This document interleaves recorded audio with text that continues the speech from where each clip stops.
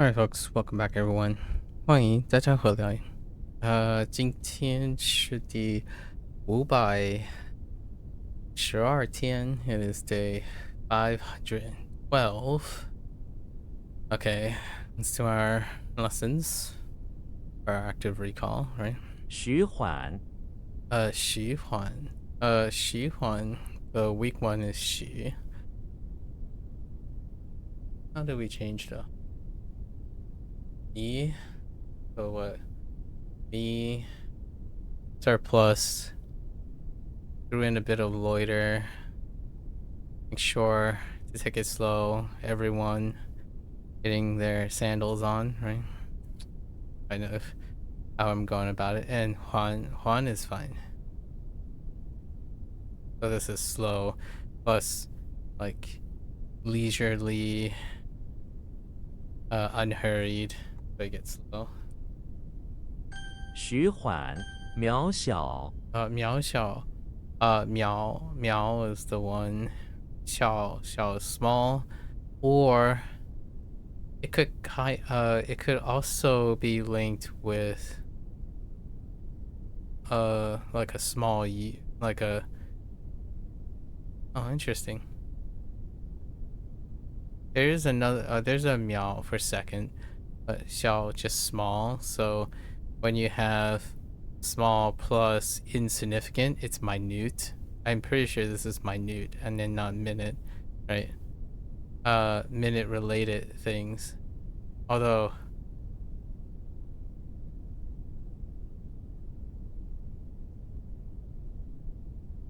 just realized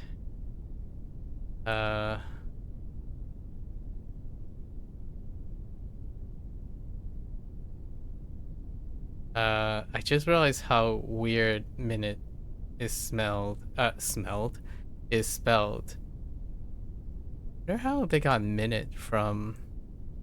I am minute. Yeah, okay. Yeah, so pretty sure this is minute, as in insignificant, minute, as opposed to minute, right? So tiny, negligent, which, the weakness here is. I think of more like Sha. This looks more like Sha. Although the right hand, these two characters together have Miao, I think.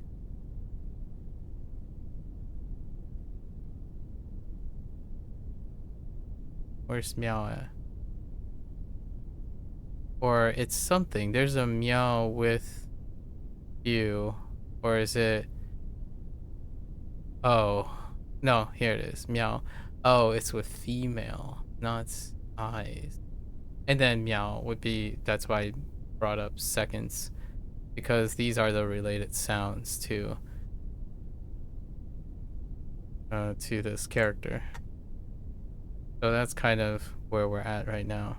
So the eyes and the spray is gonna have to provide insignificance. 渺小，蔑视，灭视. Mie is the weak one. Shi is to see.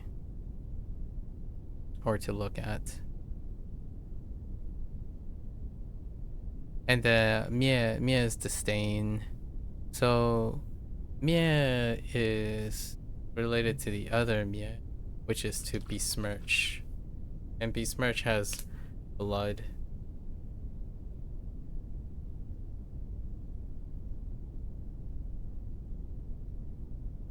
Now, it's still weak on its own, though. We have like flowers, net of flowers.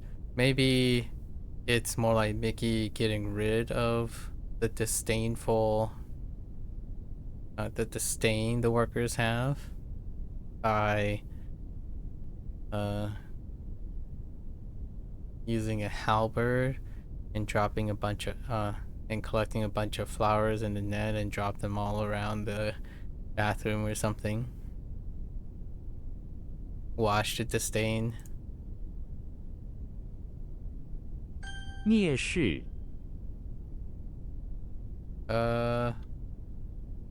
How do you look at someone with disdain. Just to loathe or just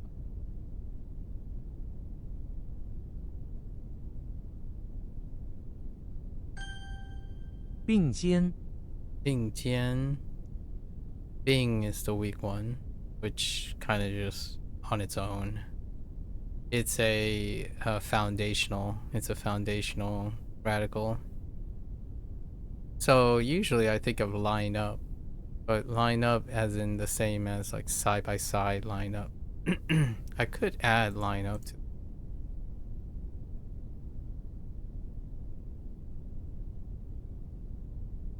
And then conjoined twins are side by side technically, I suppose. This is the radical for conjoined twin, but I think line up is okay. And then you're lining up shoulder.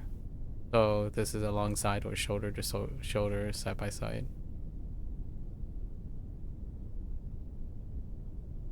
并肩腼腆 Tian is the weak one. And it was because I'm not sure if I agree with.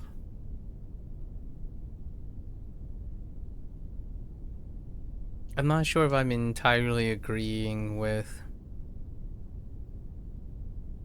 scrumptious. Like I have no idea. I couldn't even confirm it with cross-referencing. So we're just gonna blank that out and use shy as Tian. And there's a link with Mian Tian.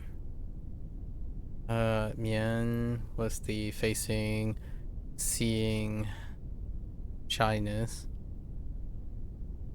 And then Tian is Dian. So it has Dian on the right. It becomes Tian, which is tough. That's what makes it tough. Now, what was he doing? He was helping wish for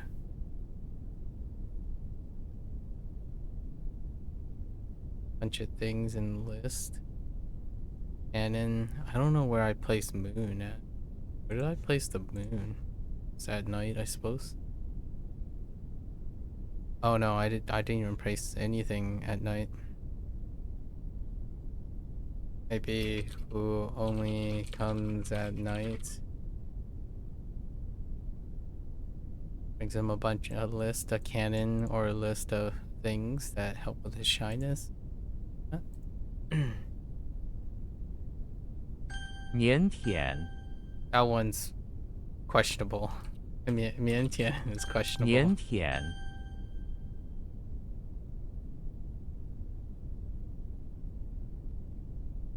Oops, Bing Jian.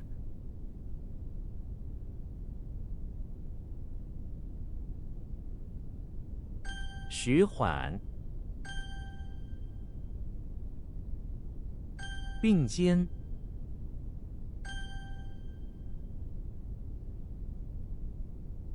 渺小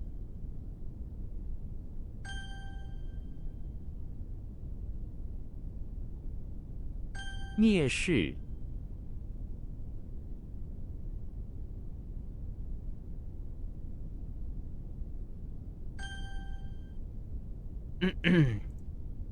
Alright, let's get into our reviews.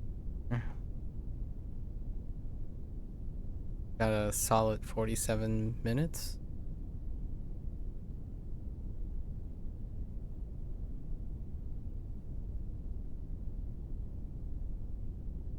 Freebies. 特 Oh, a freebie. 谈 Sandalwood. It's either you know or you don't.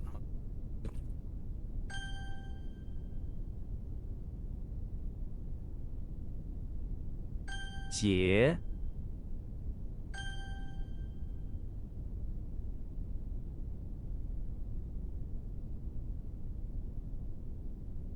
判 Oh, probably judge. Alright.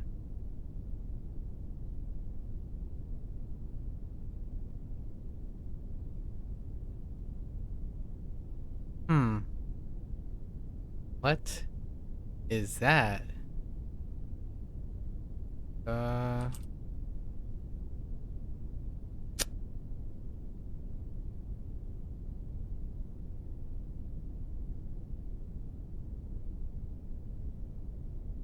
Well, that doesn't work.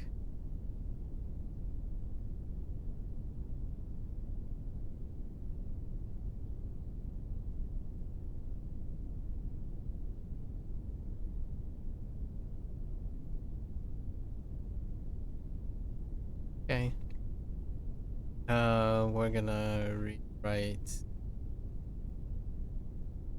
No, there's right. Hmm.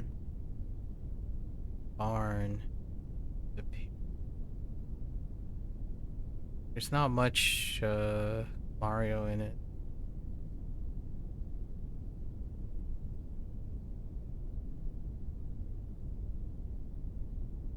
Hmm.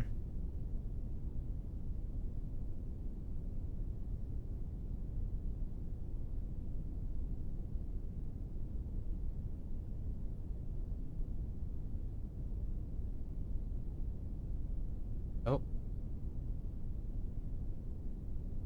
Uh. I used Khan because of this. Because of Ernest and Reclaim. They both deal with the leopard. Small cat. Hmm.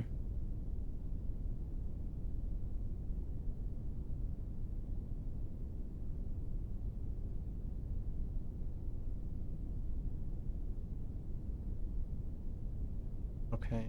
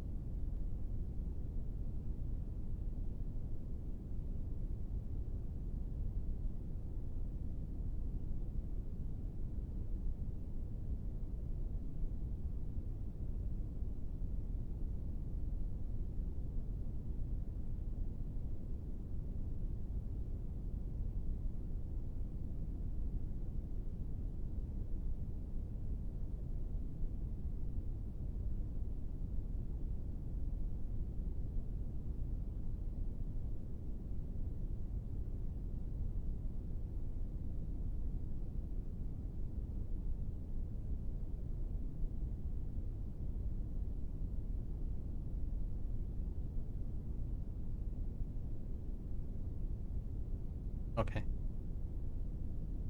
All right. What the what? That. Let's go with. 气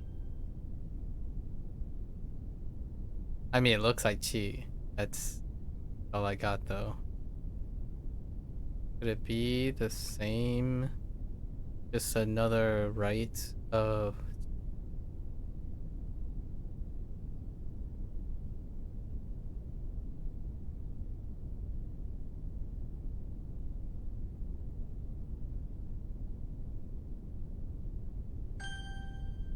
Oh, it is tiptoe.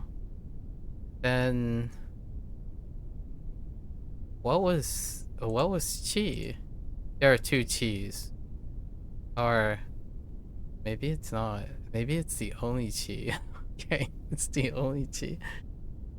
Oh, okay. I guess that would explain why that's the only one that I can think of. Although tiptoe is not quite it. It's more than tiptoe. Plan is the other.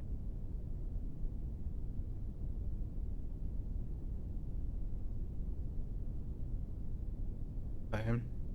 Well, I'll rely on that. Oh. Yeah. O is O. Yep. Uh,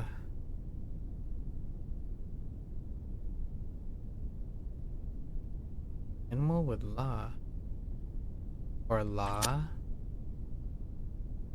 Yeah, not la. Yeah. This is a turn. Bristles is either la or le, but this is the only le. So the animal is the what is you or simplify or traditionally you. How am I gonna? Okay, so we just gotta know that it's the doggo, the animal outside of the other two. Wait, do I have any? Yeah, yeah. It's attached to all the hunting stuff.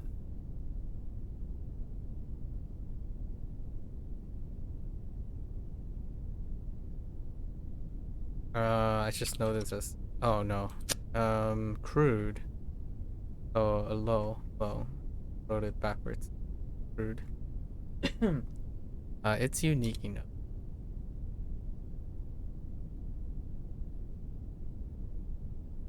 喂，漏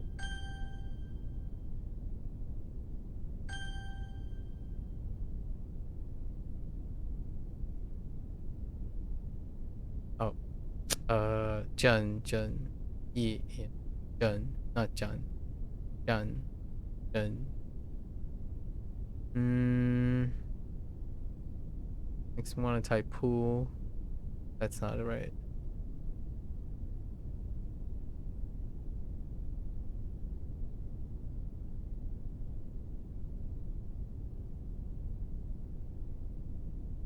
Uh, uh, pool master. I'm getting two things on the right mixed up. It's specialty, specialty versus. So here's the thing. This top part gets simplified, and they end up combining them. They as in when I see these characters, it can be a bit of a mixed bag here. This one.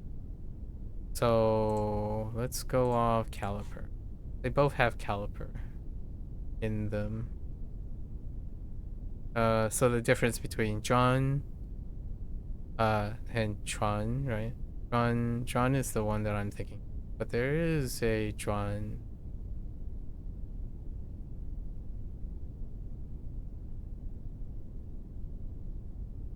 So this is Fu, and this is Chuan, right? So special has cicada in it. However, it is these two radicals actually ended up collapsing together and being written like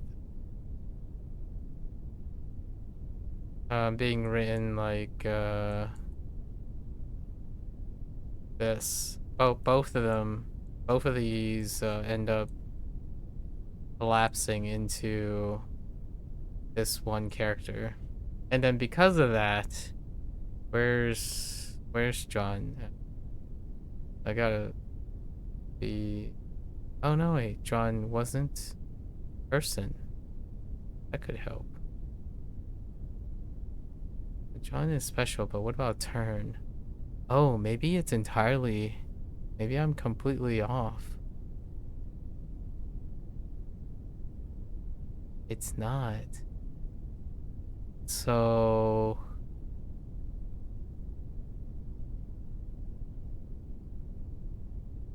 Could have sworn. Okay, John is brick, but what is. Oh, it's car. It was car, not person. Gotta make sure. Is it on here? Am I going crazy? Oh, here it is. So we're collectively looking at these, and then the person is master. But this is fool right here. Or can be a fool. Can be a. So we're going over bind, right? Bind. This combination is really tough. And these two, so these two,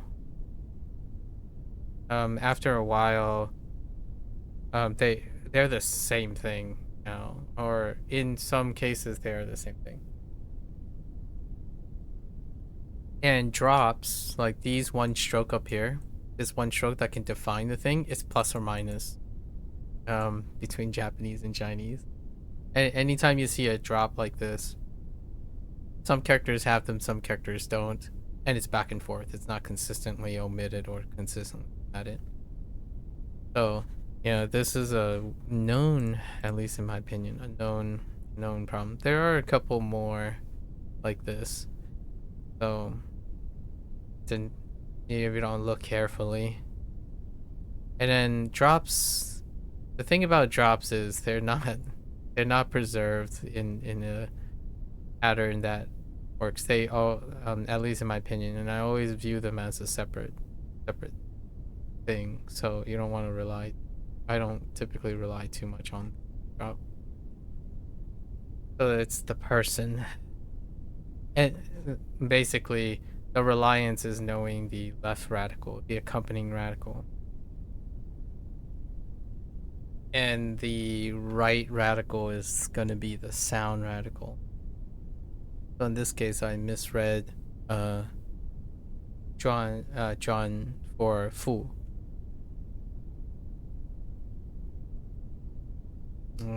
Which is master.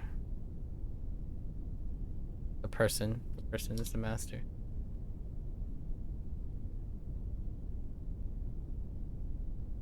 Gu. Oh no. What type of utterance is this? Of course it's mutter. It always fails mutter. Wu.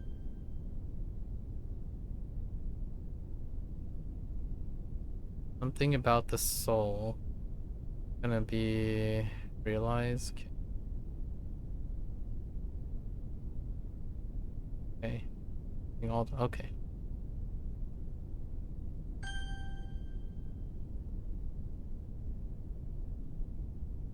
Fu. And then surprisingly, or yeah, this one you usually don't use the left radical as the sound carrier. It's usually the right. But in this case, there's nothing that I have that makes the right carry a sound. Mao. However, I'm gonna still link it with cat. Some sort. And then this is an exception, Lie.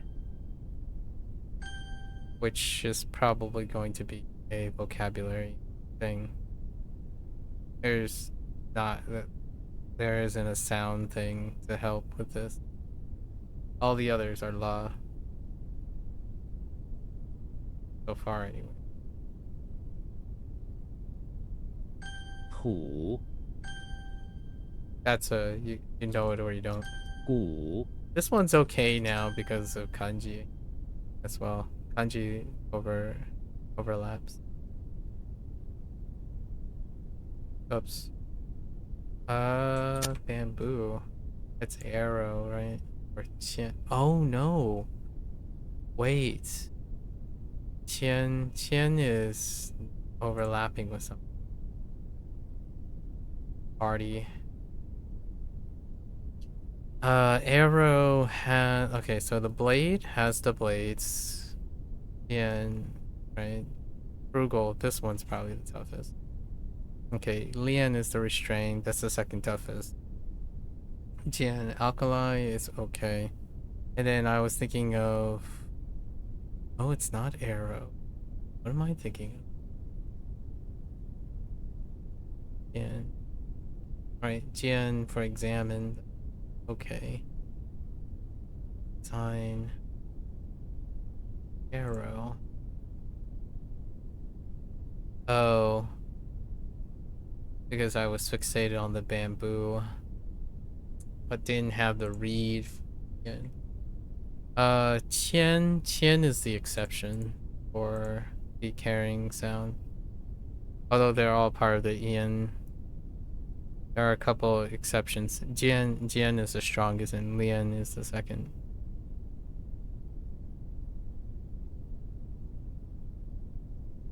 Party. Not the greatest. I think the vocabulary is fine. Yan Ming. Yan Shu. Yan Zheng. Yeah.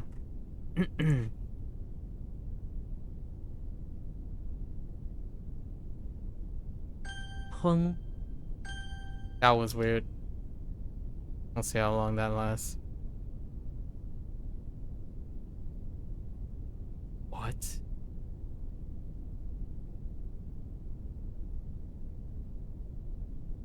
What incarnation?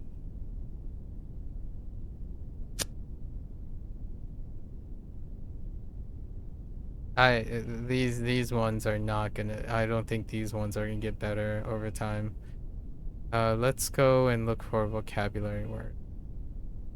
Now this one, no identifiers, and it has a read that is not characteristic of either of these. Neither of these are linked with, as far as I know.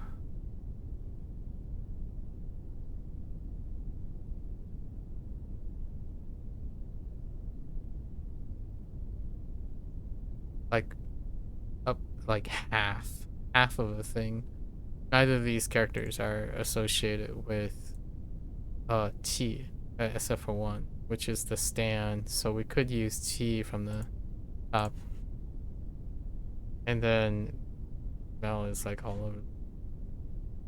This one's really tough. Also, the definition is not something. We're probably gonna get something like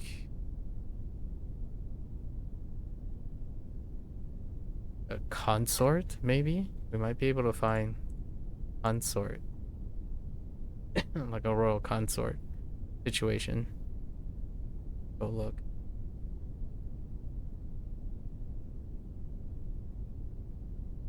Maid and concubine. 妾室. Sure, serve. The concubine serve. Interesting. Ji. Oh, Ji Qie. Oh, this is the concubine that I was thinking. Ji, related to like the princess situation. So like we would have like olden time things, concubines. Lower rank. Favored concubine. Oh. Hongqie. I think. I don't know how dated. This is probably a pretty dated. Yeah, dated words. These are most of these dated. I think we'll use this one. It is beauty as well. It's not. It's a. I don't think of it particularly as beauty, but I think we'll use this.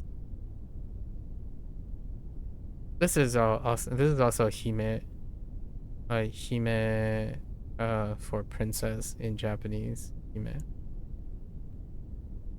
Okay. I'm thinking more in a feudal or dynastic period time, like feudal time, reference to a concubine. Okay. Still doesn't help that it's Che.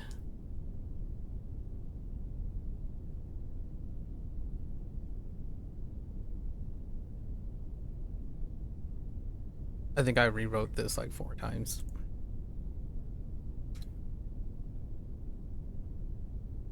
Jia.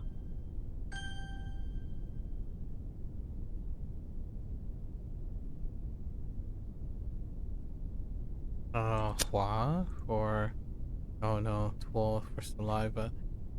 Okay, so let's make sure I got the Hua is not the same, right? Yeah, it's not the same. It's slightly different. I'm thinking of for clamor. Yeah, so it's a little bit more complicated. It has like flowers and lots and flowers. And then this has your willow. Not that saliva is good to remember. 赵。谢。Like things like concubine, slave, prostitute, all of those things are really up in there. I feel like a lot of them are also pretty dated. Servant.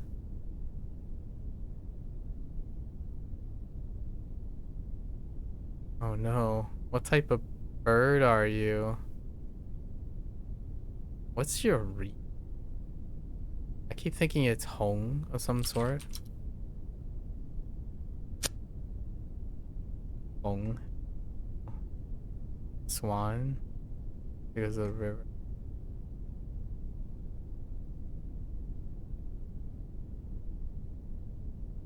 We did river, right? Interior of. Hmm? Let me guess. It's just gonna link up with bird. Or it's a. Oh, wow. Honghu? Interesting. Hong variant. Oh. Of interesting.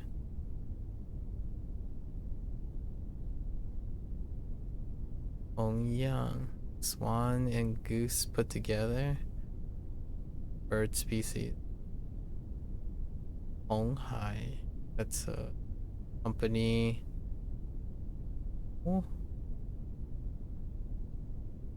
Nope. Chasm names. Alright. Not the greatest. It does still have bird related things. If I combine swan and goose, does that help? Yin is pretty weak. Let's go add this. Swan goose. We'll relate the swan and goose together.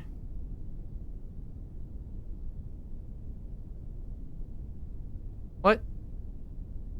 Oh, it's probably P. Split.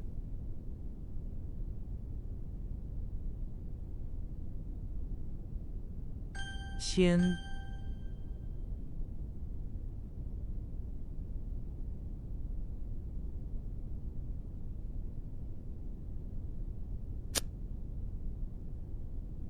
Taken word.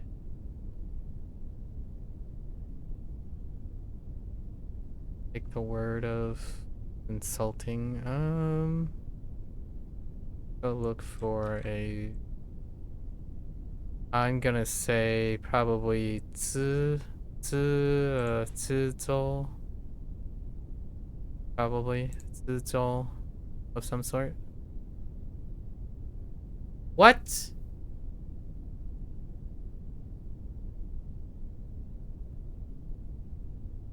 Excuse me?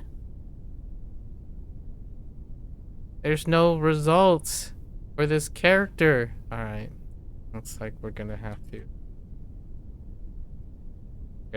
do a cross-reference. Right.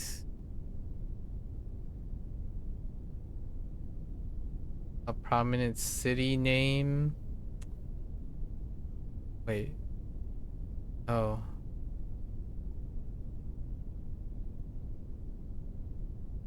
Oh, alright.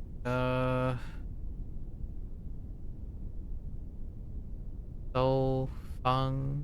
Dofang is, oh, the city, the Japanese city. Doshi. Global fairs? That's okay. Doji. Doji. Gold. Fortune. Or, like luck. Adult luck. Just like an auspicious date. Interesting.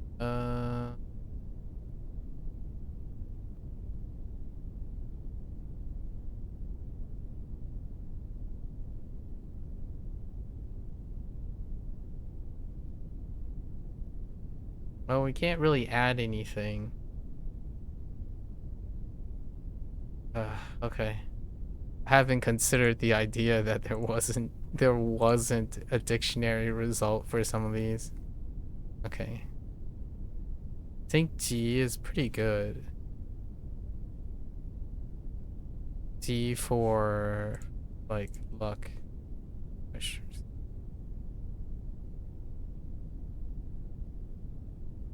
Refreshing is gonna screw everything up, isn't it? Dang it. I wanted to write the character. The G I'm talking about is this. So, G. Let me see.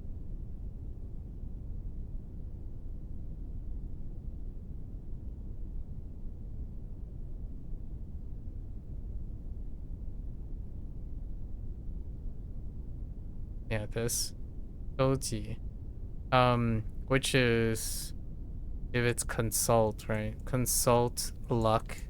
So you're basically choosing an auspicious date.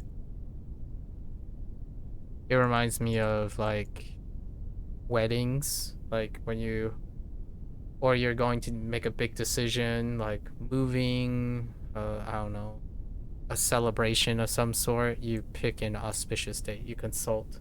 But look, weddings is what I think about when they're doing something like this. Hey. I guess we got some freebies to throw in here. We're gonna keep going until it reaches 4 o'clock and then switch to when you can.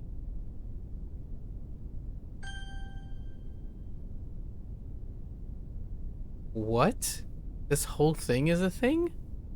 Like lunatic? It is lunatic. But what is this supposed to be? Oh, crazy? Okay. Pedantic. That is a fang, but tooth. Tooth is what they use. Fang is fine. Okay. Alright, well, we're back. Alright, we're back. What else? Okay. So... YOLO? Wild Soul. Bay. Go against. So... Wall is also go against. Or like... kind of... being against something. Or that's where the mnemonic is, though. And this is why I wrote Wall, because it shares the right character. That's Bay. So we gotta remember that. It's not really go against. The idea is that this character here is what I'm thinking about going against. things. And bo is stronger. That's why I chose bo. But bei is an exception. So the other bo, these two, this radical carries bo. So I guess rebellious spirit. What I'm gonna have to be thinking about. Rebellious spirit. Moon is indicating a body part. It typically indicates a body part. And sometimes anything above the head, right? Anything above the neck. The neck is the closest thing, but head also carries age. So like this, while it's still part of the neck is still part of the head, this is often used as well for parts of the body that relates to the head attachment. Is interesting. Power is the vigorous on this one. This is a body part, neck, and then spirit. So we're gonna have to say go against maybe like rebellious. Rebellious is the thing we're gonna hit on this. Okay. Oh no, that's a misread. Uh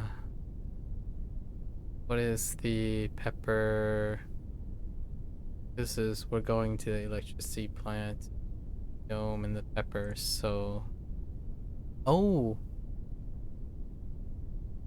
the other shit. Okay. Oh no. So the thing I was thinking of is nie, which nie shares with xie, and then my mnemonic does have xie in nie, but it needs the child. So and then the child. This is either you know it or you don't because it's proper noun xie. Which I would be interested to know if I look up xie, right? So if I look up xie, is it just the proper noun? Proper noun, proper noun.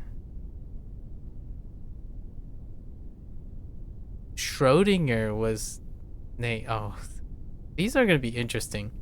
The either you know it or you don't ones, we're just gonna have to write sentences at some point about one of these people that's interesting. Maybe we'll write about Schrodinger since I talk about Schrodinger from time to time. I don't recognize. Okay, I recognize some of these, but they're really obscure. I don't get a chance to mention. Okay, not this district. I don't get to mention that too much. Not the calligrapher. So the closest thing I can think of is Schrodinger, which is interesting. What is that? 薛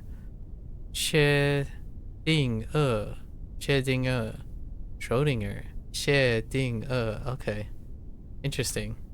薛定谔 So we're probably gonna write about Schrodinger at some point. Add cat to it, just Schrodinger's cat. 薛定谔的猫 right? Schrodinger's cat. Anyways. Yep. Can't really do much. Yeah.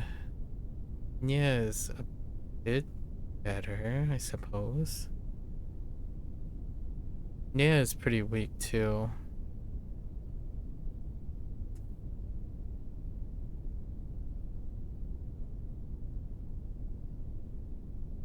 Alright.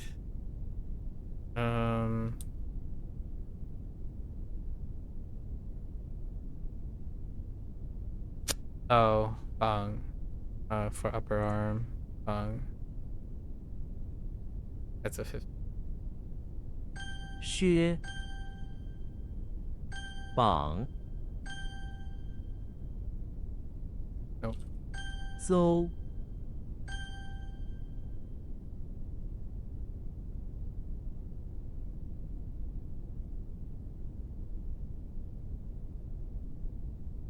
Why did I think it's good? Probably I.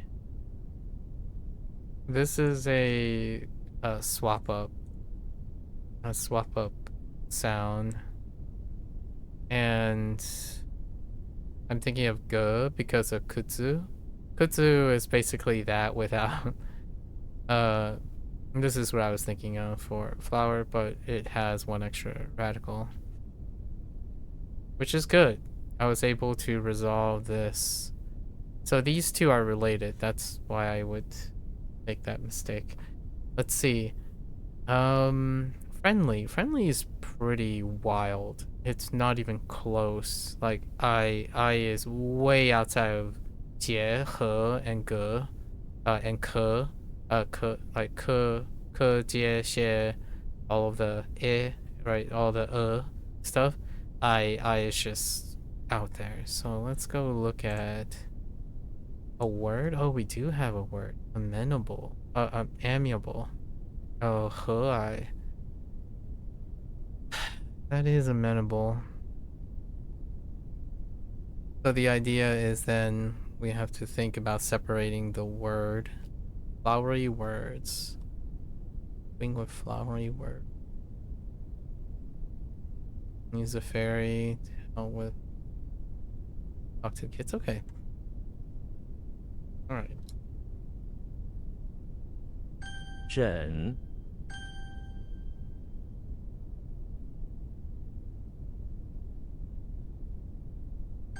红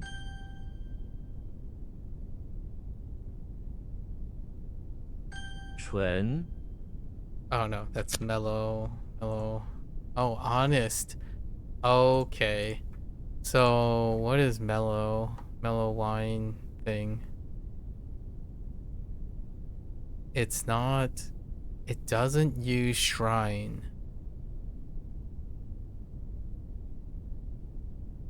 So what did it use? Oh, did it use bottle? Oh, wait.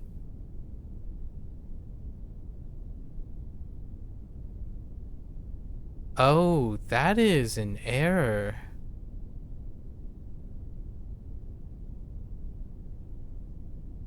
Pretty sure that's an error. Yeah, that's an error.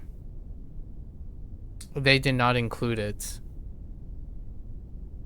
So it is accurate. It is accurate. So it is the same character. But this is where HanziHero has some problems. It's occasional. It's like 1%. Less than 1%. Sometimes the characters are the radicals either choose, they can do a 50-50. These three things is a shrine, and shrine is a radical. So they're supposed to be grouped together. That's why I chose mellow wine as the, or pour wine, or something related to wine as the thing. But it's bottle. Spray is honest. So that's how we're gonna resolve this.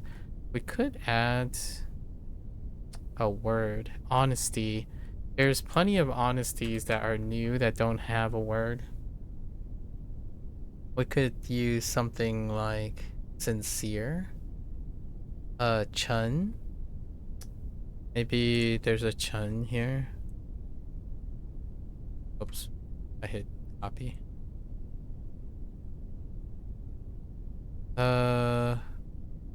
Not Chen. This is Chen. I was thinking like Chen Cheng, or not. These are all names. Oh no, here's one. Chun Ho. Your. Ho. What was Ho?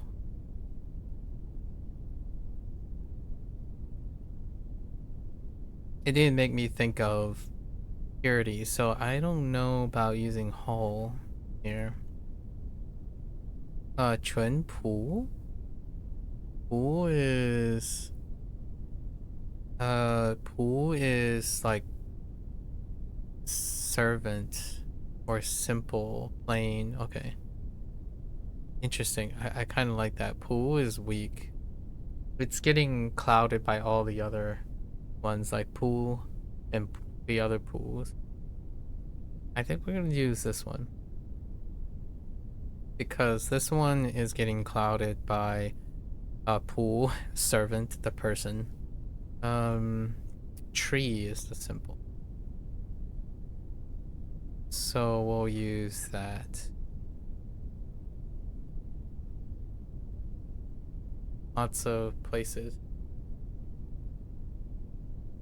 to resolve. I'm trying to resolve character separation too.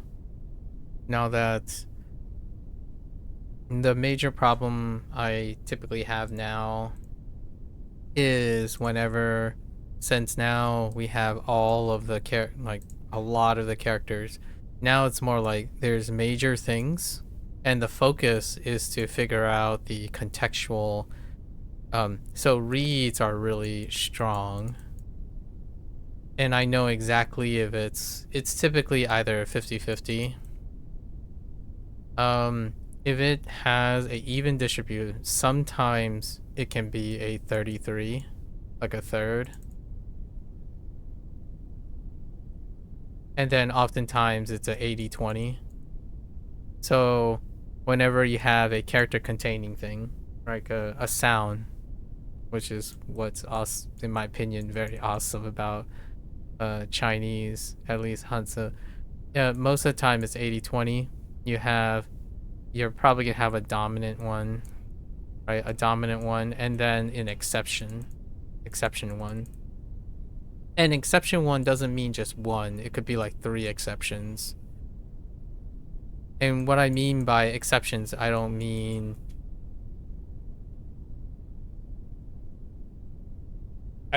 separate reads, like in Japanese separate reads. I'm talking about this character is associated with 2 or 4 other sounds. But there's often a primary sound that is associated with. And then a third is when these things are distributed. They're distributed across. So like all 3 of them are fairly spread out. And then the 50-50 is spread out like this, where you have 1-to-1 between the 2. And there's an exception. So these are usually the scenarios. This is probably the most dominant scenario. This is the second. And this one deals with understanding the meaning. So these are the situations for that. Now, there's a smaller percentage, like I would say 10% of characters, where there's not a sound radical. So no sound radical. And one of them is that one we just went over. I read. Wait. No, that's right. Oh no, wait. That doesn't feel right. Okay. It was che, right? Che.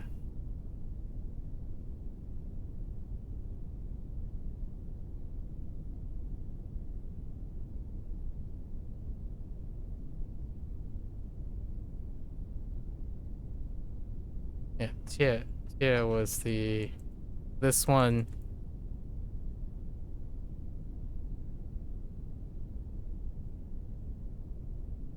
Oftentimes these are kind of going to be one of the hardest, despite technically is sort of okay if this ended up being Lee. So this up here is kind of, it's one of these, like, it's one of these up here, like 1-to-1-to-1 characters. So that's what makes this difficult. And this one is like the 1-to-1-to-1.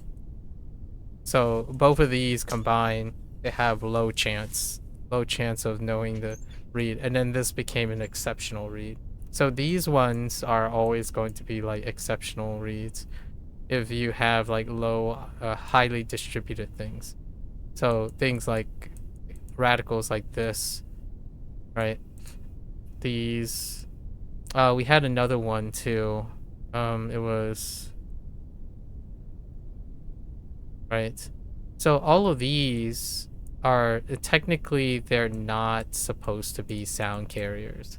They're categorical carriers, so they are often on the left side or somewhere very commonly repeated to tell you that they're the meaning, they're part of the meaning stuff. So oftentimes you don't stack them in the same. So both of these are meaning related radicals more than they are sound radicals. And that's kind of what I'm doing right now. We're trying to find examples where we can resolve the sound overlap and then focus on the meaning part. So pu, the tree has to be simple. This is pu plus the plain tree. Pu, plain tree. And then the servant is pu plus the person, which is a servant, right? This is a little bit tough. I'm not sure about like, so Chun is a sound carrier, so it is shrine, right? Shrine, but spray and bottle both have something to do with a solution. So I thought of wine before I thought of honest. That's kind of a tough one. Anyways, just thought I expound a little bit on what my thought process is right now. This one is a mistaken identity. I simply did not read closely because the other one is flower.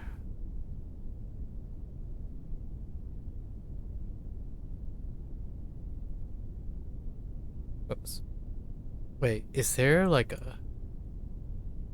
I think there might actually be 3 strokes here, so... Yeah, so it's between this and this. And those required reading more carefully. So this is... 破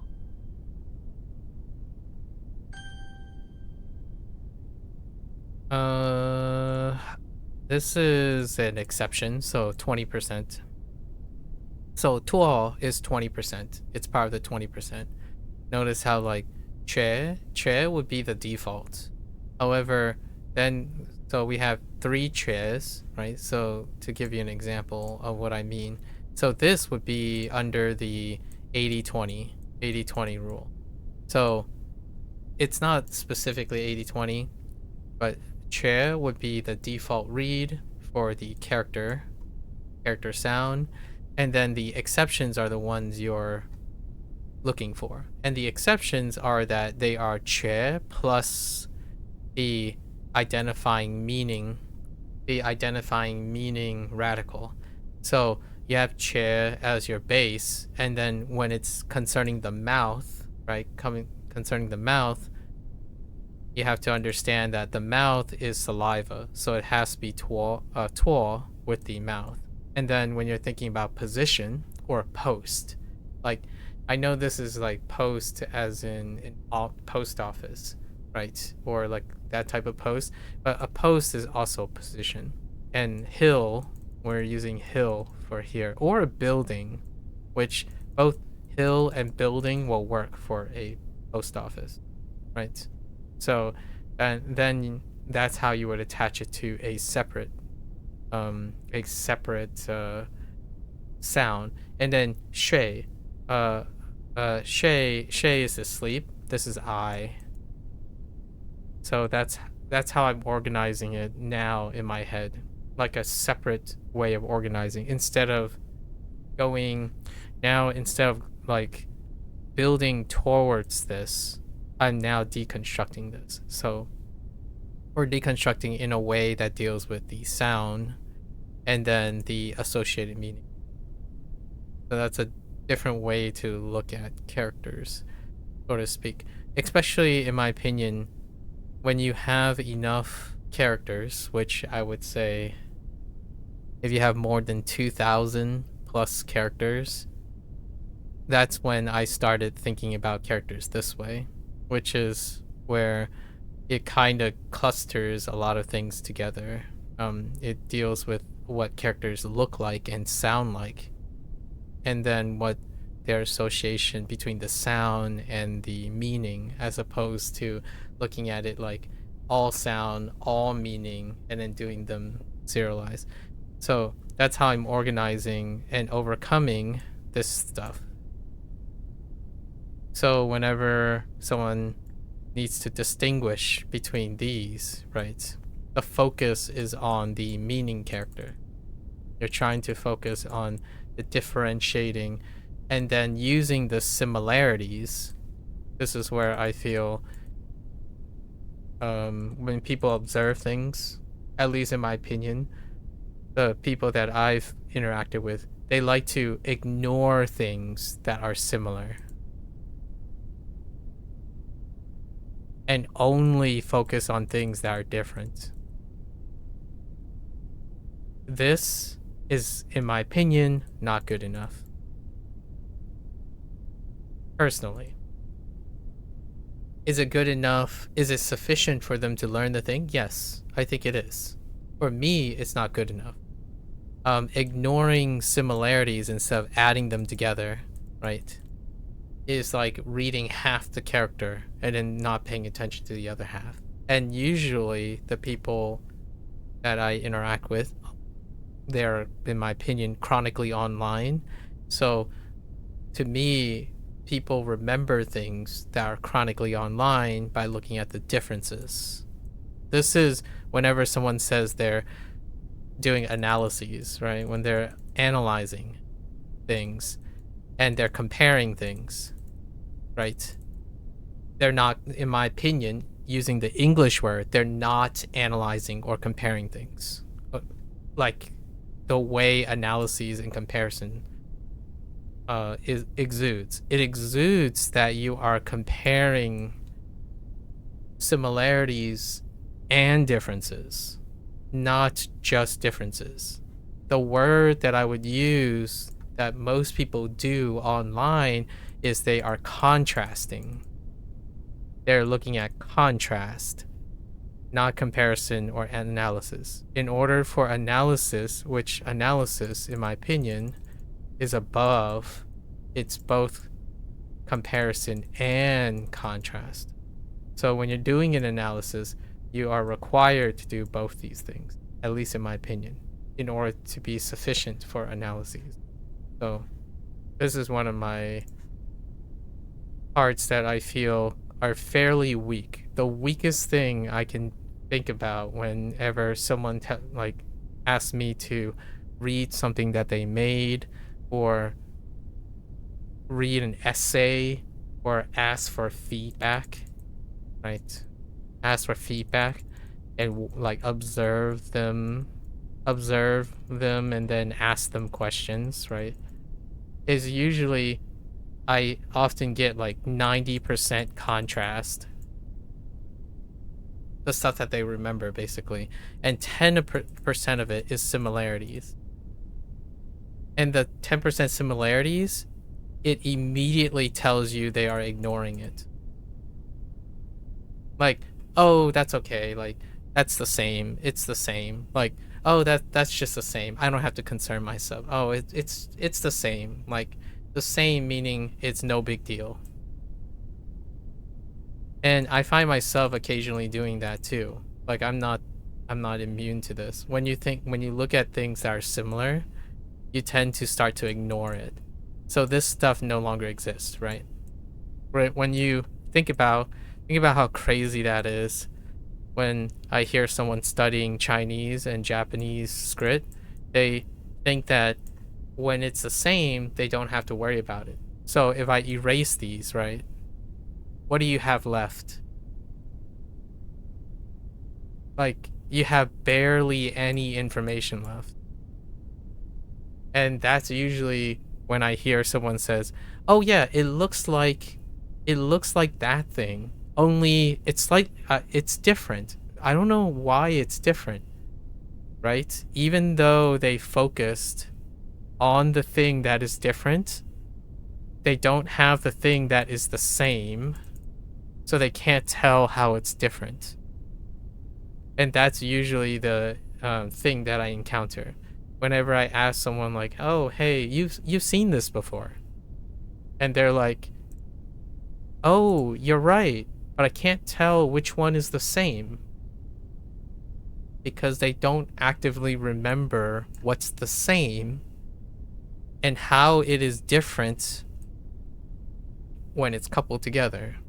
So this happens so much more often. The moment I would say someone gets like past the 500 mark, I would say somewhere around 500. The moment the 500, I think Japanese is less like it is less prone to this because there's hiragana.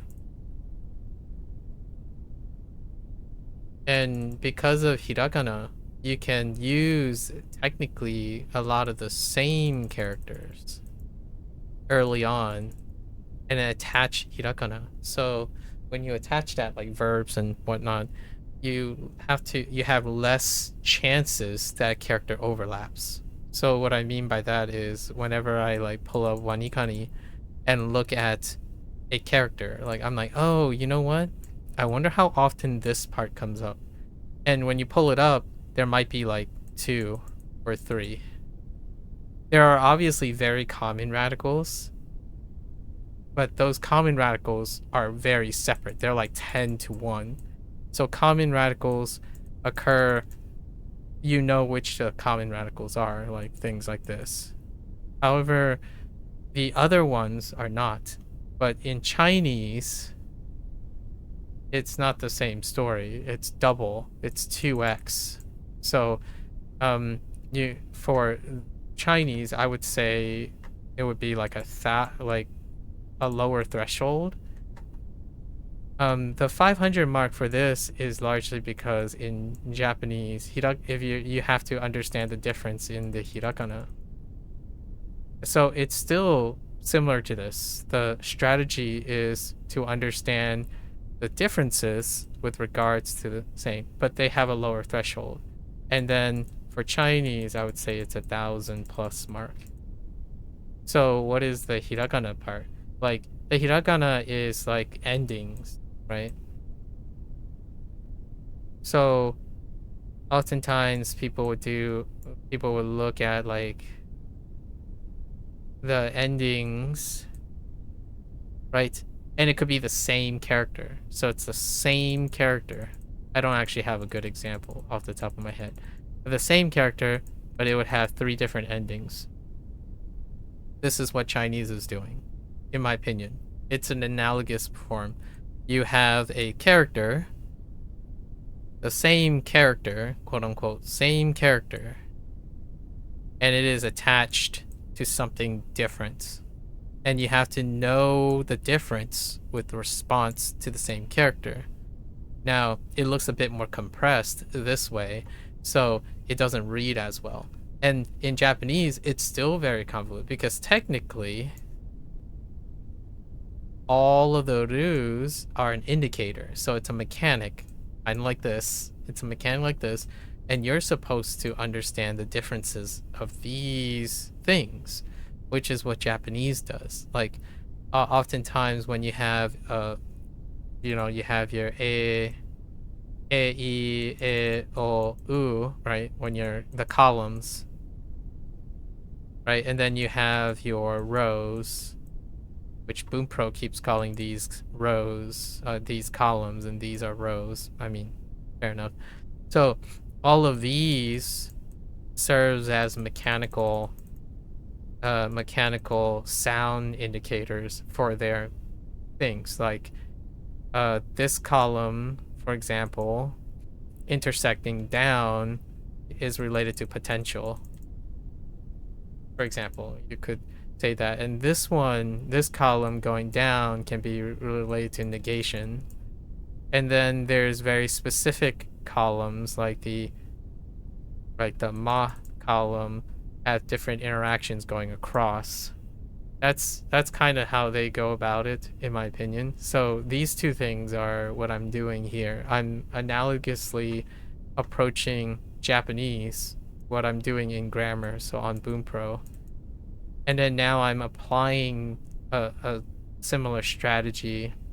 Not that they are identical in their semantics, but the very focus that I'm working on now in the latter end, the advanced end, is to understand the relationship between what is same and what is different. It's not the same as ignoring what is the same and ignoring what you know, which is a personal pet peeve of mine. Whenever someone says, "Oh, I know it," so it gives them an excuse to ignore it. When you know something, you can build on it. That to me is the whole point of creation and analyses. And it's a personal pet peeve of mine, because when someone tells me they're learning something, it's a one and done process. Like, they don't get, in my opinion, they don't get smarter, quote unquote, smarter from the things they learn. They get stagnant from the things they learn. So, like, when they learn something, they're like, okay, it's always going to be the same now because I know it. So now there's no more value from it. You don't extract more value from the things you learn. You learn, and it can only stay that type of thing, which it's like grinding gears for me. This part is what I would call the long-term problem. And it is, I'm going to put problem in a quotation, because it stopped being utilized. What you learn stops being utilized because you think it's the same. It's always the same. You learned it once, and now it's always going to be the same, so you never have to learn anything new with it. So you never build on top of it. Just that's it. So for myself, that's what I'm trying to illustrate here personally. When you learn something, and if it's the same, it's consistent, and you know it, use it. Use it to build on top of it. You have to build so that you don't lose it. And also, it creates new value. So that's kind of where we're going. That's the thought process. Anyways, let's get back to it here. All right, so we have saliva. Good to go.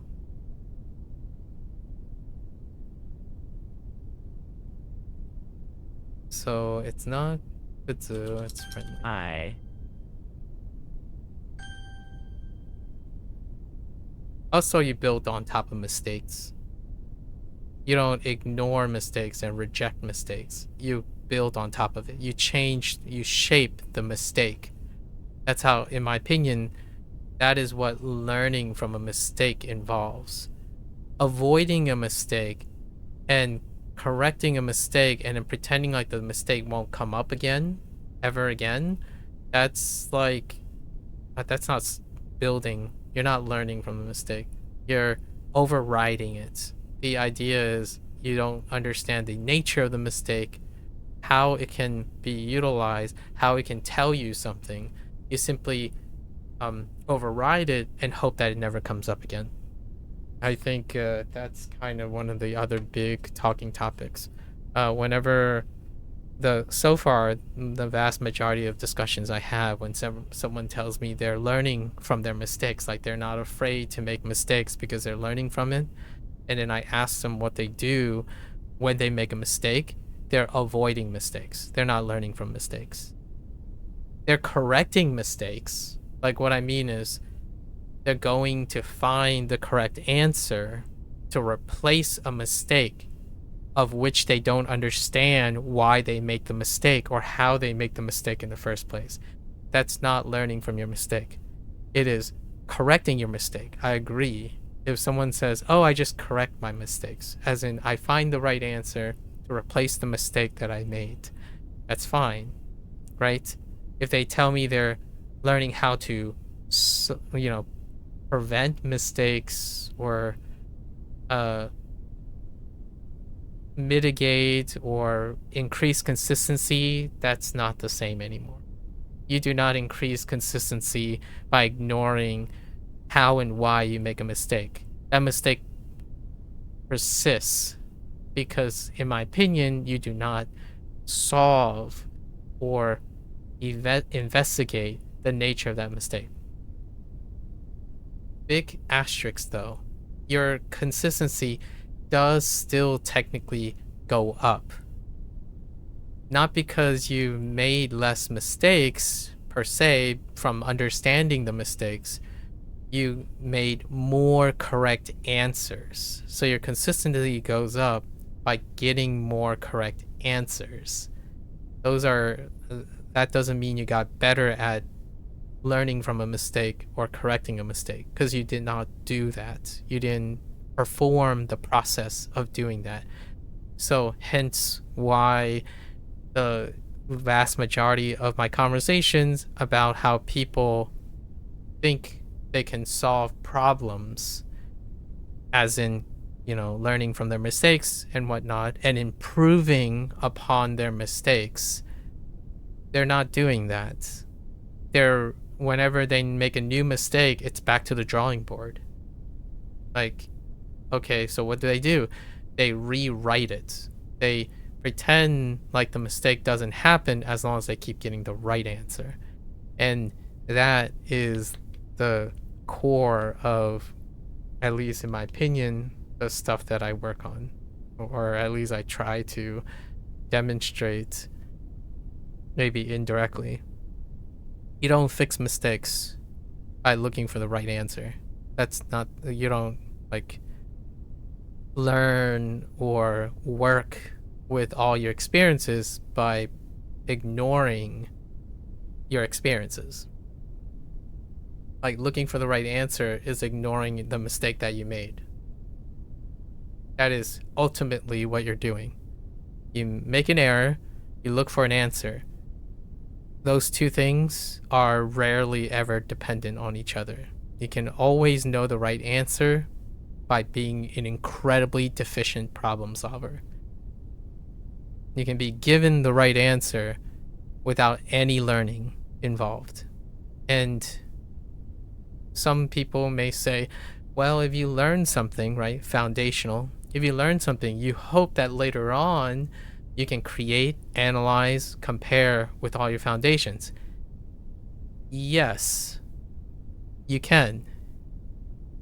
It would involve the things you are avoiding in the first place. And that is acceptable for children because children don't have experiences yet. However, as a child, when you continue to rely on correct answers and people explaining all the correct answers to you, when you become an adult, you're going to eventually have to encounter how to solve a problem effectively with nuances that no one else could possibly be able to answer adequately, right? Then you learn that, and then that's what I would consider as the maturation of adult thinking. It's one of those things that aren't leveraged anymore, at least in my opinion. It's pretty ironic, I would say. It's a bit ironic in the sense that a lot of people, when they talk about learning a language, they keep emphasizing oh yeah, immersion, learn like you were a kid, be tactile, be forcefully obligated to do that. Yeah, you can do all of that as an adult without literally having to uproot your entire life. Now, the question is, can the adult do that yet? Because if they can't, then of course it's like learning like a child, because you still think and act and do the process like a child. And adults don't really, your life shapes what type of thinking you need or you would want. So here, oftentimes, whenever someone presents a debate, right, or an argument, or maybe some syllogistic logic or rationale that they use, it's very telling. Definitely the root of many things.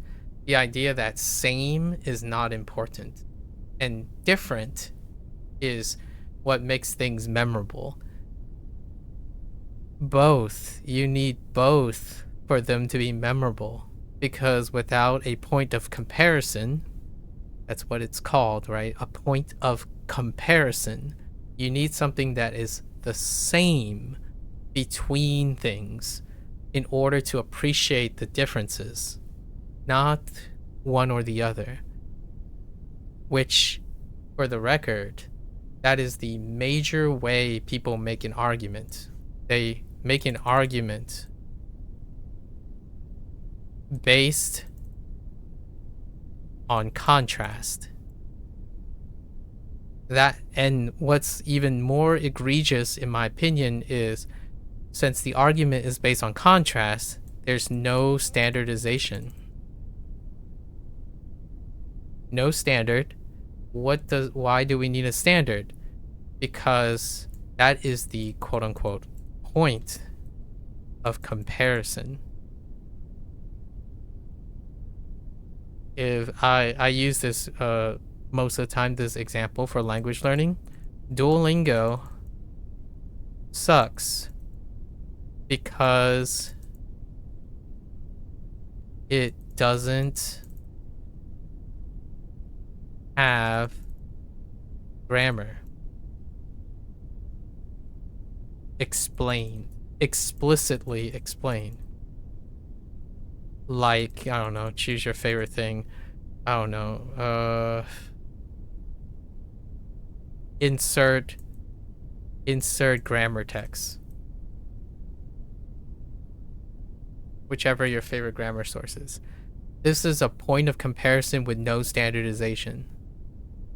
This is nearly 90% of people's arguments, in my opinion. Whenever someone tries to give me a hot take, they simply say that one has something, right? Like, this has something that this does not. And that is a comparative analysis. That is asinine. That is absolutely asinine. It may work for a child. Like, and I'm not saying being a child is a bad or a good thing. A child is inexperienced.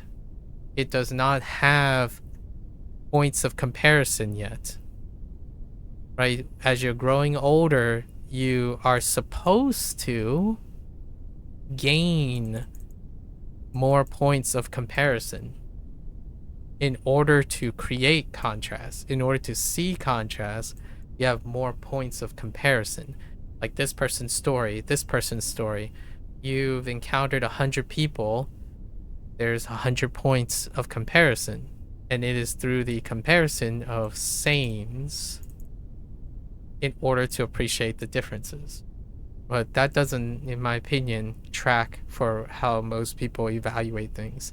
They do not evaluate based on a point of comparison. They evaluate by simply seeing if there is 1 or 0. So this product sucks because it has this, it doesn't have this feature. This product is good because it has this feature. That is not how comparisons work. Comparative analyses does not, that's half of it. Maybe even the lesser of the group. So whenever someone says, oh, I do research, for example, online, obviously, implying research online. Like, okay, you're researching online. What's your standard?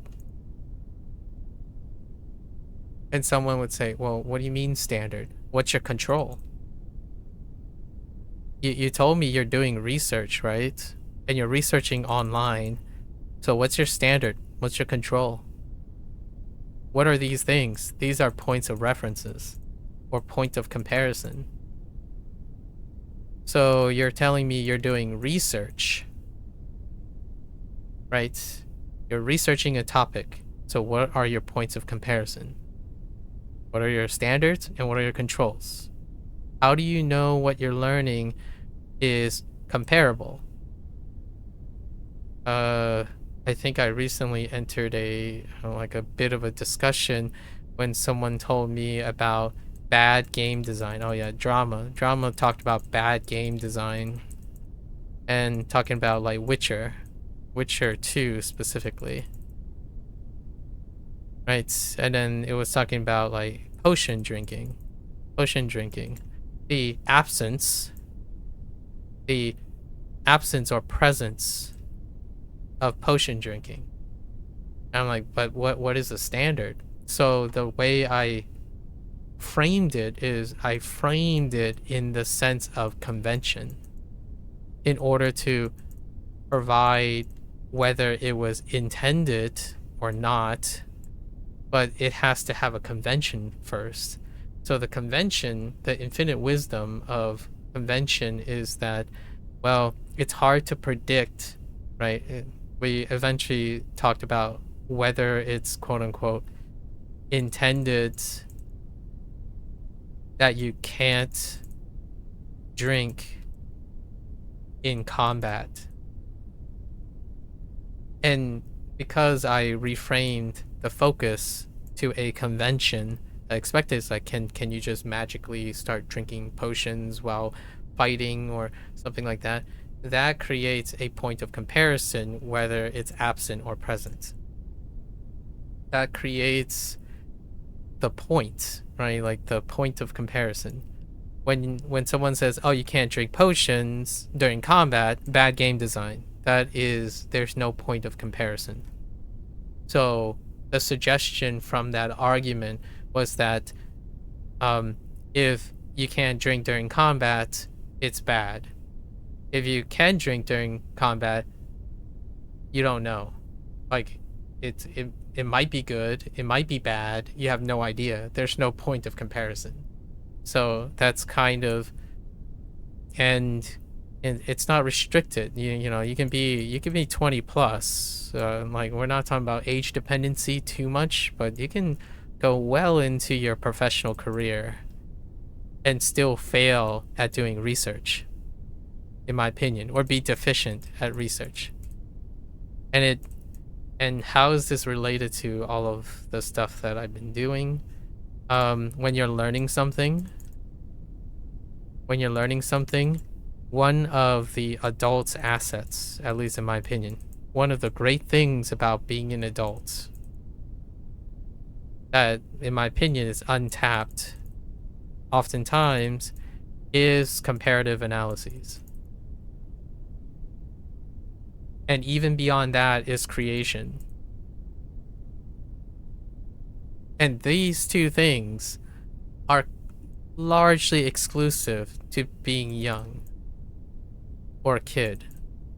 Like you don't do these things as a kid or when you're younger. We're gonna say like mentally younger and like experience wise younger, right? So when you're as an adult, if you don't have to do comparative analyses, which is typically involved in problem solving, when you have to solve a problem, a novelty problem that requires comparative analyses, then you don't have to develop any of these skills. And you can still be an adult, right? Obviously, you can still be an adult without the capacity to do comparative analyses or creation.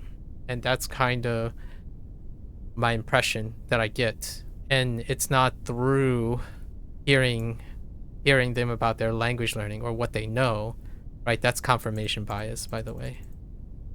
Whenever someone tells me that they know things, they know, and they're educated, right?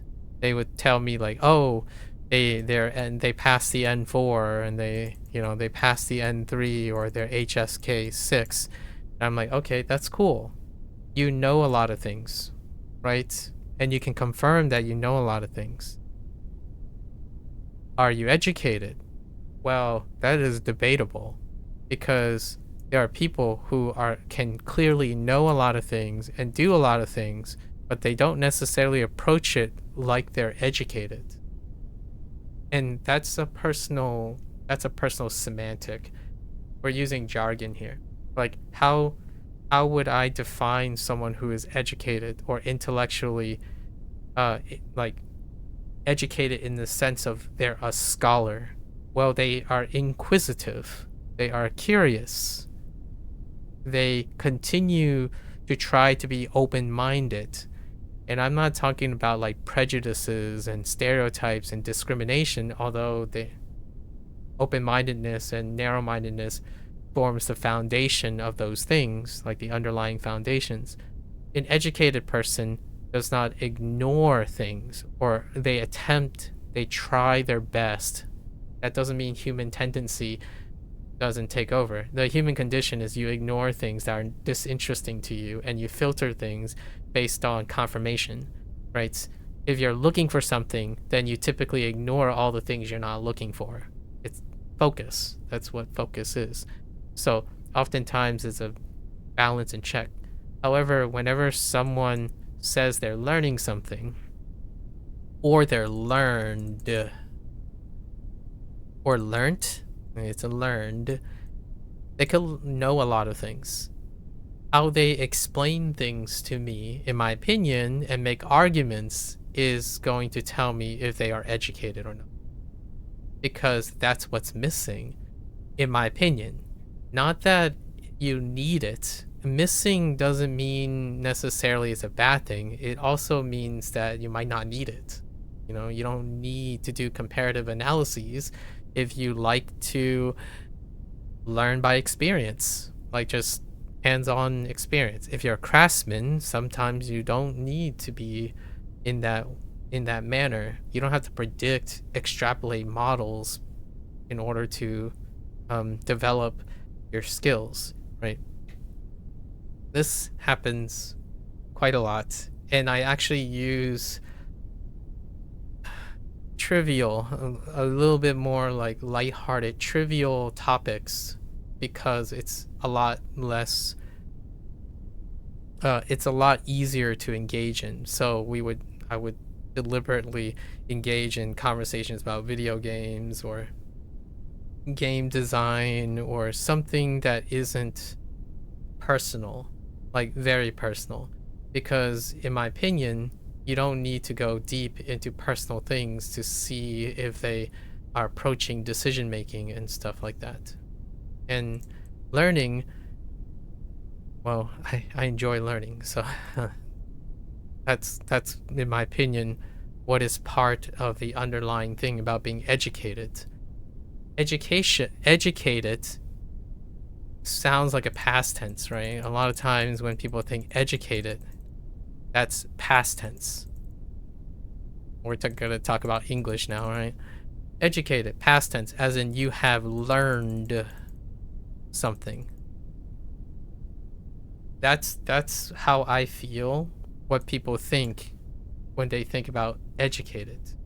When I think about educated, I think of it as more of shout outs to Japanese, right?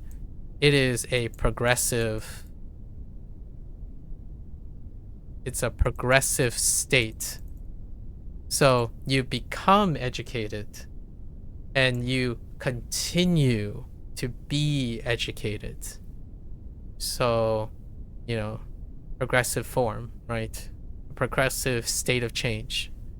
And in order to stay progressively educated is coming out with the motivation for curiosity.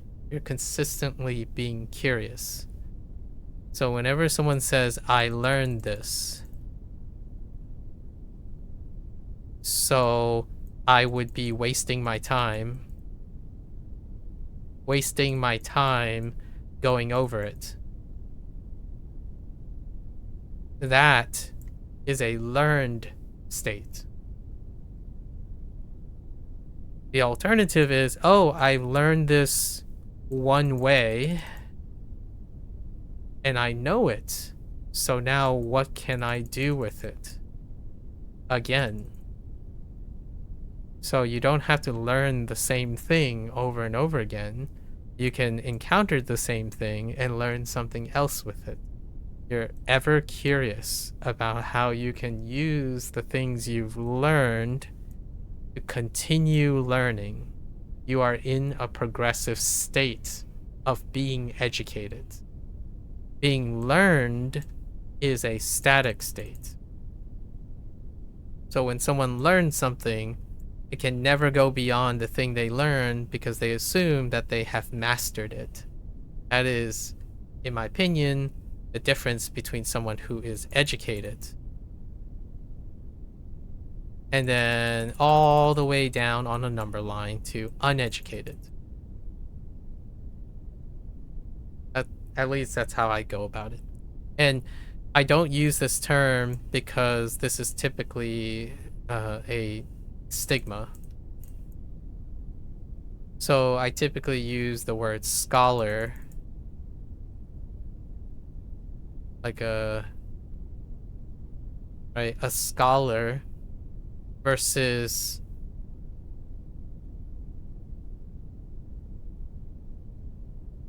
kind of like I don't want to say like a viber. Probably viber is the closest. A viber approaches learning in an uneducated way, for lack of a better term. We'll just say uneducated, motivated way, and a scholar consistently approaches it as an educated way.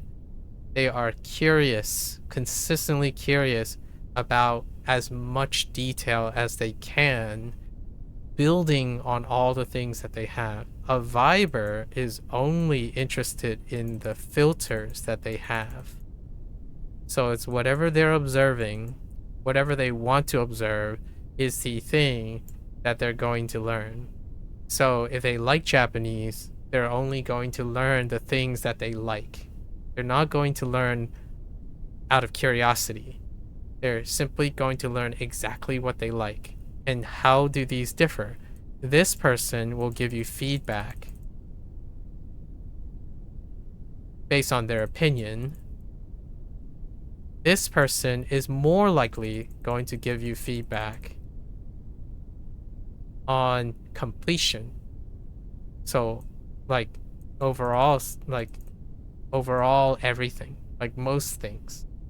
So a scholar will see more than a viber. Now, a viber would save time though. And it would require less effort. Hence why vibe coding and vibe learning is a thing. It saves time and it's less effort. A scholar spends more time. It takes more time and more effort, which doesn't sound so attractive. So whenever someone says like, I already know this one way, I don't need to learn another way to engage with it or build upon it, it's like, yeah, you're vibing your way through your learning process. You're only looking at the things you want to look at in order to save time and do as less effort of learning as possible, because both of these correlate with each other. If you want to spend more effort, it's going to take more time. So, and some of the hardest things to do is probably to make one interested in hard things, right?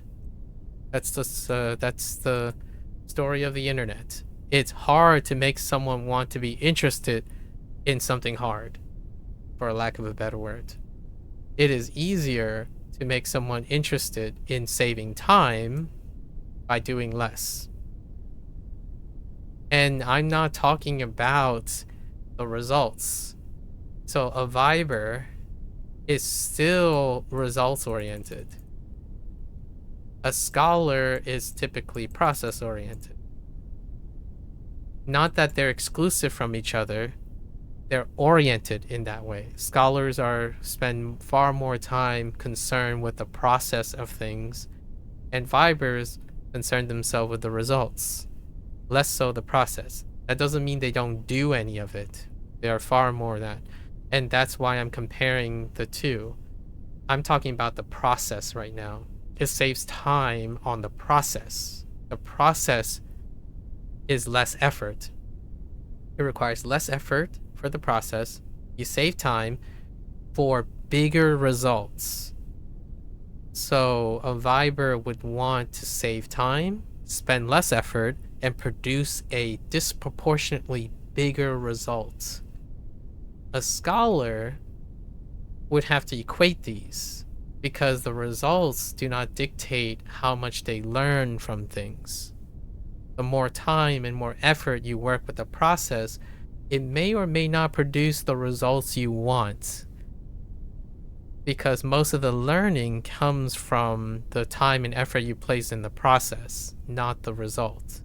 So the result could be great, like, you could discover something incredible, or you could discover something that will only become important 10 or 20 years after you die. That's kind of the idea, right? It's one of the things. Also, if you wanted to separate science a little bit, it's also the dichotomy between basic science and applied science, right? Big deals. And any single person, right? Any one person can go between these two and anywhere in between. So I'm not saying that you're a basic science person or an applied science person. It's kind of going to be a mix of both. How you're oriented at any given time is what I'm suggesting about the contrast. And when it comes to language learning, most people apply their language learning, as in apply for the results. And that's the dominant. I'm taking a basic approach to language learning, which is, all right, well, I see these observations. I observe something. Now, what can I do with them? Applied is, here are the results. Now, what do I change?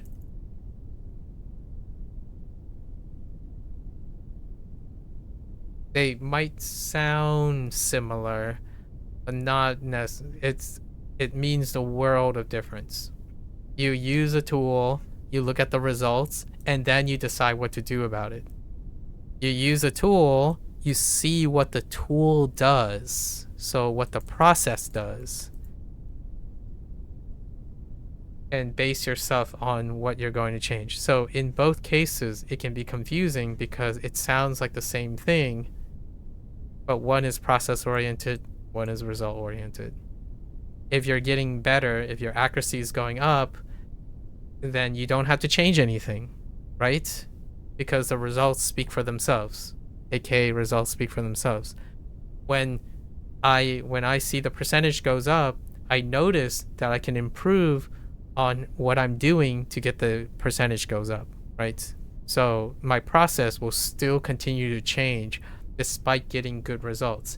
It could get worse as well. Like, as I'm tweaking the process, my results could get worse.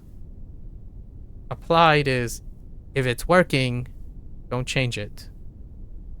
Usually, right? If it ain't broke, don't change it. You don't want to like mess with it. You don't want to tinker with it because it could get worse.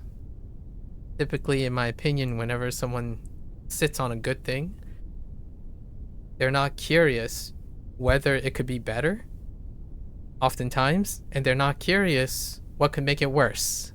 Now, when I think about things like that, to me, it matters intellectually whether when I change something, it gets worse, because then I know what makes it worse. Not, oh, it's bad, so that's against my results, so let's not change anything. I'm afraid to change anything because it could get worse, right? Like, oh, I could mess things up, and then it would. That's the conversation I have most of the time. When someone says, "Oh, I just stuck to it because I don't want to mess it up. I have a good thing right now. going, and I'm afraid to mess it up or change something only to like waste time and whatnot. Applied thinking. Basic is I'm curious if I change this, and it's like, oh, it got worse. Huh, that's interesting. So in the future, I can at least see what makes things worse and what makes things better because they act as points of comparison. This is confirmation bias. This is comparison. So when you're thinking about changing something and you're saying, oh, what if it gets worse? I don't want to do that. Confirmation bias.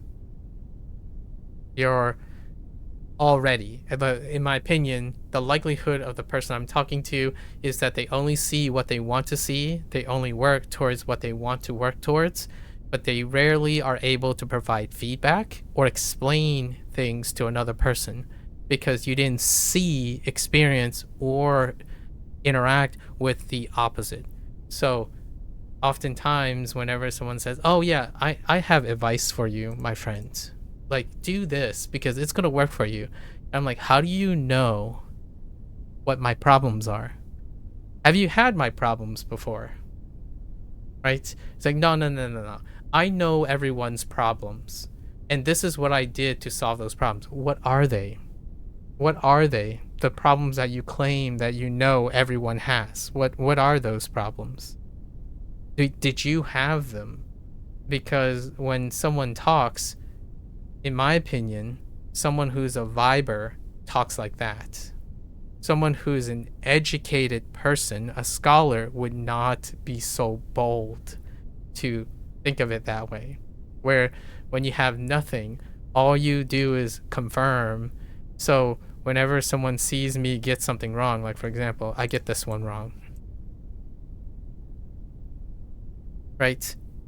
Someone comes in, they see me get this wrong. It's like, oh, this guy has that problem. That problem. Maybe I should tell them the hack to solving that problem. And I would hear it's like, oh, hey, that's an interesting hack. It's not the problem I'm having, but if you have 30 minutes or an hour, I could explain to you my thought process behind why I don't think it's that same problem. Your advice is very helpful, right? It can be helpful. I'll keep it in mind.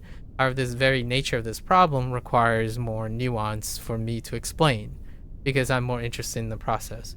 So that happens on a regular basis. Whenever someone says, oh yeah, hey, the answer is, insert correct answer because of the following. And I think those who I talk to, especially a particular person I've been referring to, they would anticipate or try to anticipate what I'm doing. And then, after that, 30 minutes later, I would have the opportunity to explain how I was thinking maybe this could be helpful. Thank you for telling me the right answer and how you think about it. But in that 30 minutes, I explained the 3 or 4 things this person did not consider what I was thinking or what I was doing. Like, for example, what I described just now. So going back to all of this, what's the point? Someone asks, hey, put the fries in the bag. What's the point of you saying all this? It's because I'm explaining why this is interesting to me, right? Why this is interesting to me. I'm collecting data. I'm looking at comparative analyses. What a person that comes in who I maybe chat with on a regular basis and they just say, oh, it's this and this is the answer, that's literally the opposite of what I'm trying to do. Like, I'm not specifically running and speeding for the answer. I'm going through all the related and comparative analyses because that's how I become more consistent. And one day I could do it quicker, maybe, but probably not as fast as a Viber, right? Like, that's the whole point, right? A person who's a Viber who consistently look at the correct thing will be faster. I'm framing these all in positive ways so that it doesn't look like I'm trying to stigmatize something. Vibers look for correct things in order to get to the answer faster. I was sitting there looking at, right, a scholar. I was looking at all the possibilities that I know so far, like all the things that I know, and I'm going through it, so it's slower. However, the different word that Blaze used when he stopped by the other day, like Lotus used, was thorough. Thoroughness is what I was doing. So I take my time to be thorough. I go over all the possibilities and then look to see if I can make more possibilities. So my observation about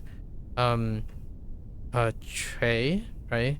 About Trey is that the idea of having a sound part radical with a meaning radical as the basis of how I'm relearning or finding another way to build on top of my radical studies is not because someone told me explicitly, like, hey, do it this way so you can you can vibe your way to your victory or something. I'm not doing that. I'm using my observational skills to create new possibilities so I can be more thorough about it, because I no longer am a beginner, right?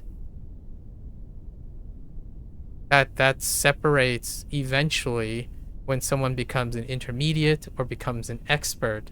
They are no longer a viber, at least in my opinion. They're typically in a scholarly ability to want to be ever curious about developing new strategies, new skills, novel comparisons. And it's built on points of comparison. Vibers can continue to selectively narrow and filter what they can do because it's faster. It saves time. So there are things I vibe, like, for example, I'm not particularly interested in how I play certain video games, right? I vibe those video games. Like, oh, okay, I will learn not to do that again. I'll use the process of elimination for this puzzle because I personally do not want to sit there and look at all the possible combinations and then try to get it in a rational way or something like that. And then obviously you can mix and match these at times. But generally speaking, that's my major motivation for most of this stuff. It's really interesting how it contrasts with a lot of other ways of thinking right now, especially dominated thinking. 背 Hey. 俊 It's not complete. So it's a person. I was thinking, oh, it's probably handsome. Yeah. So how do I know if it's not complete, it's handsome? It's because this character on the right, this is Jing. Jing. And Jing, it has to deal with a person, right? The act of a person. I thought it was complete by reporting to a person, but instead it's handsome because it's describing a person.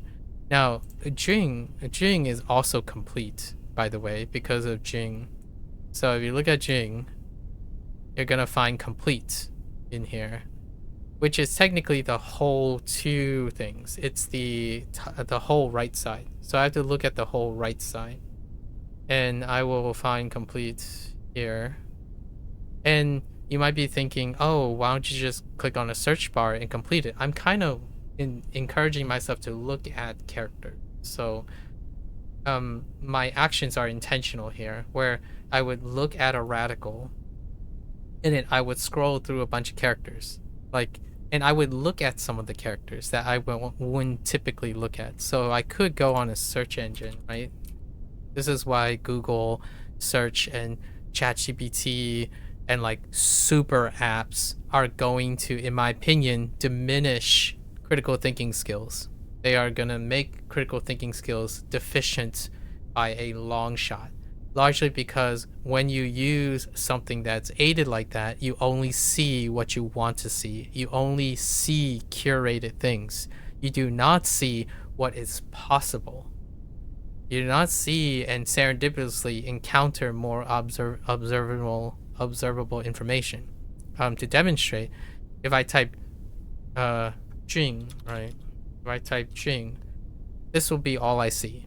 If I clicked on a radical and scrolled through the characters, there is an opportunity for me to observe something else.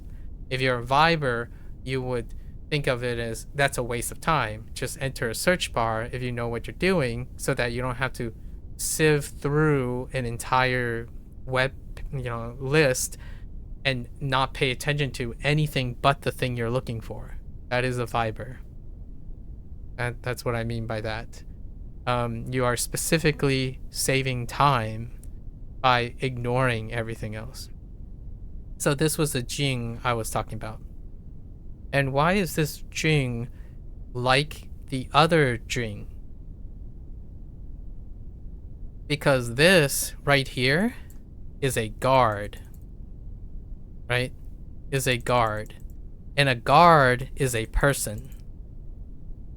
So the other Jing is a person. So the reason why I did a 50-50 on this is because was the person a guard? Or was the guard a person? And they're both Jing. And the right side, all of this is one thing. Now, it's Jing. That's the sound. All of this is one sound. So it's a Jing with a guard or a person. The guard helped complete something. The person is handsome. So we could make another relationship between this. It's a handsome person that is a guard that help you complete something.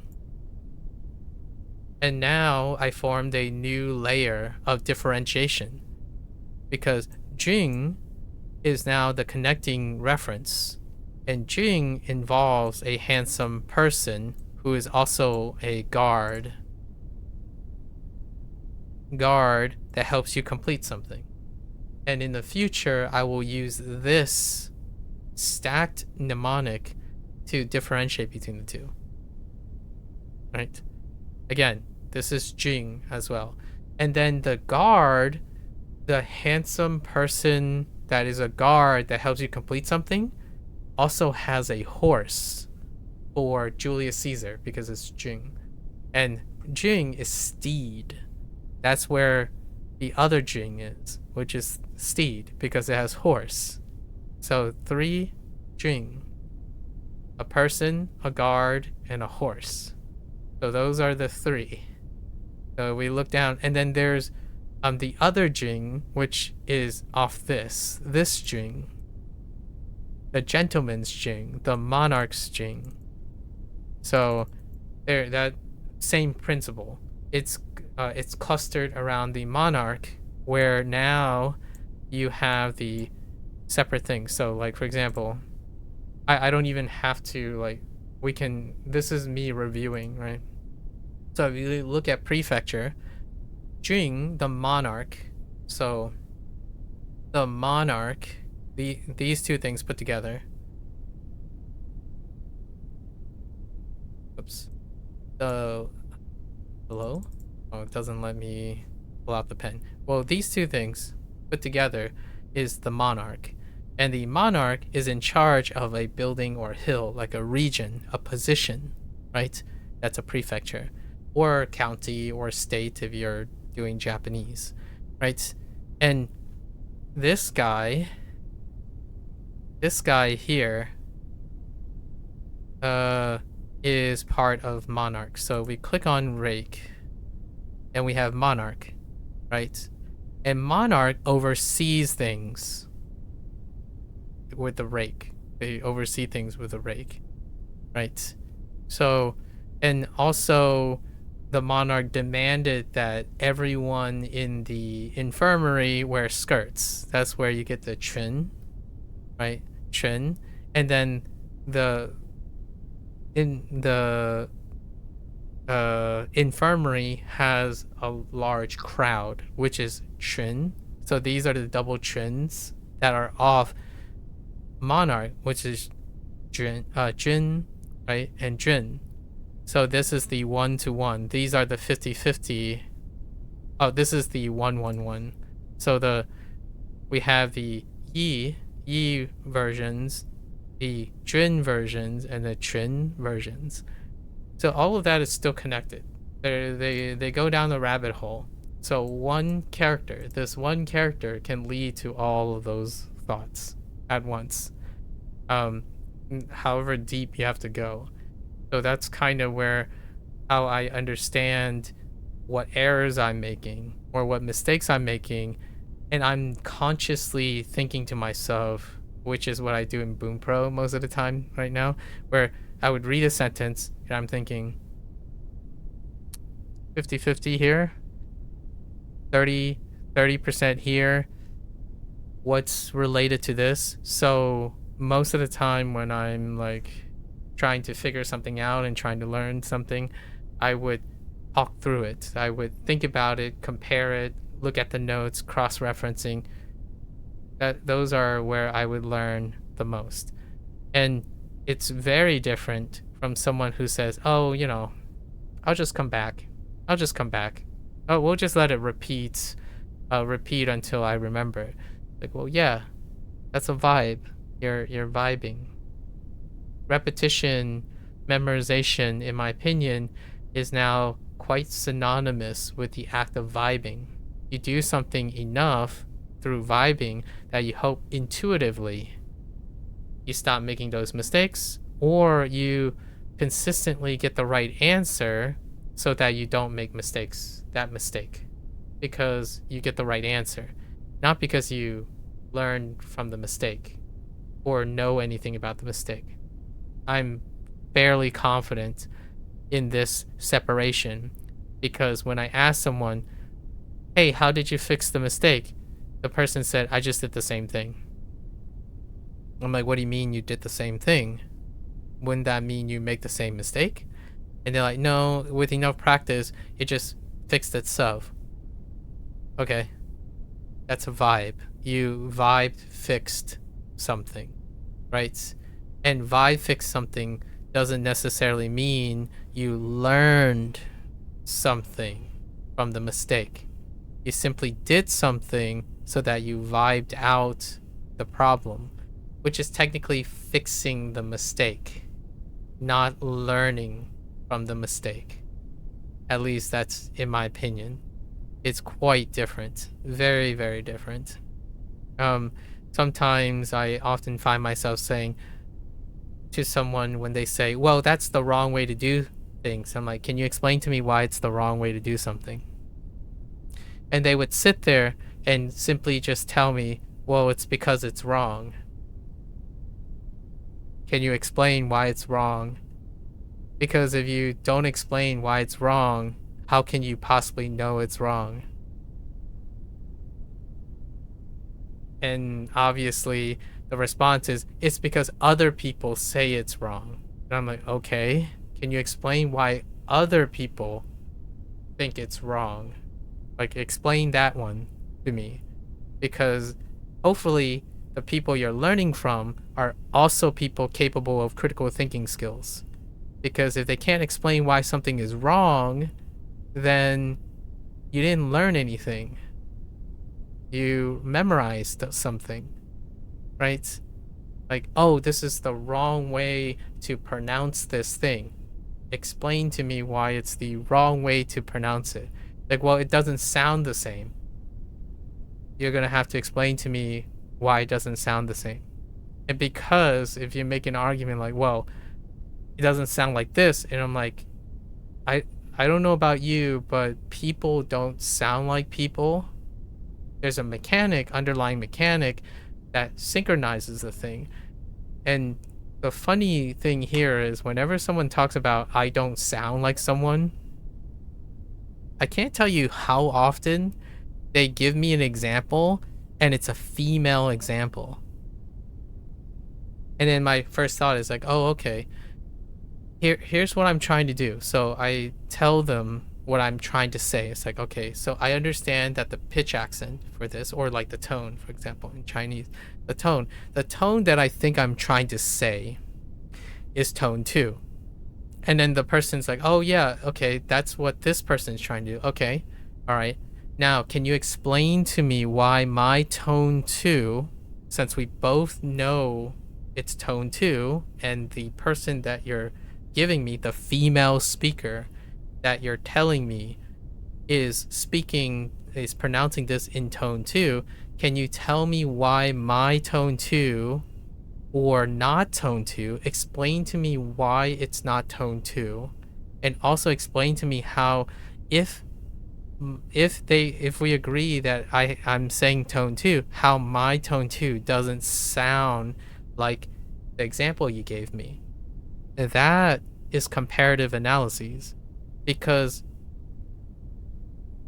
already it turns out that a lot of the time when someone explains to me that my tone is off, is because the people they listen to have a higher pitch, an overall higher pitch.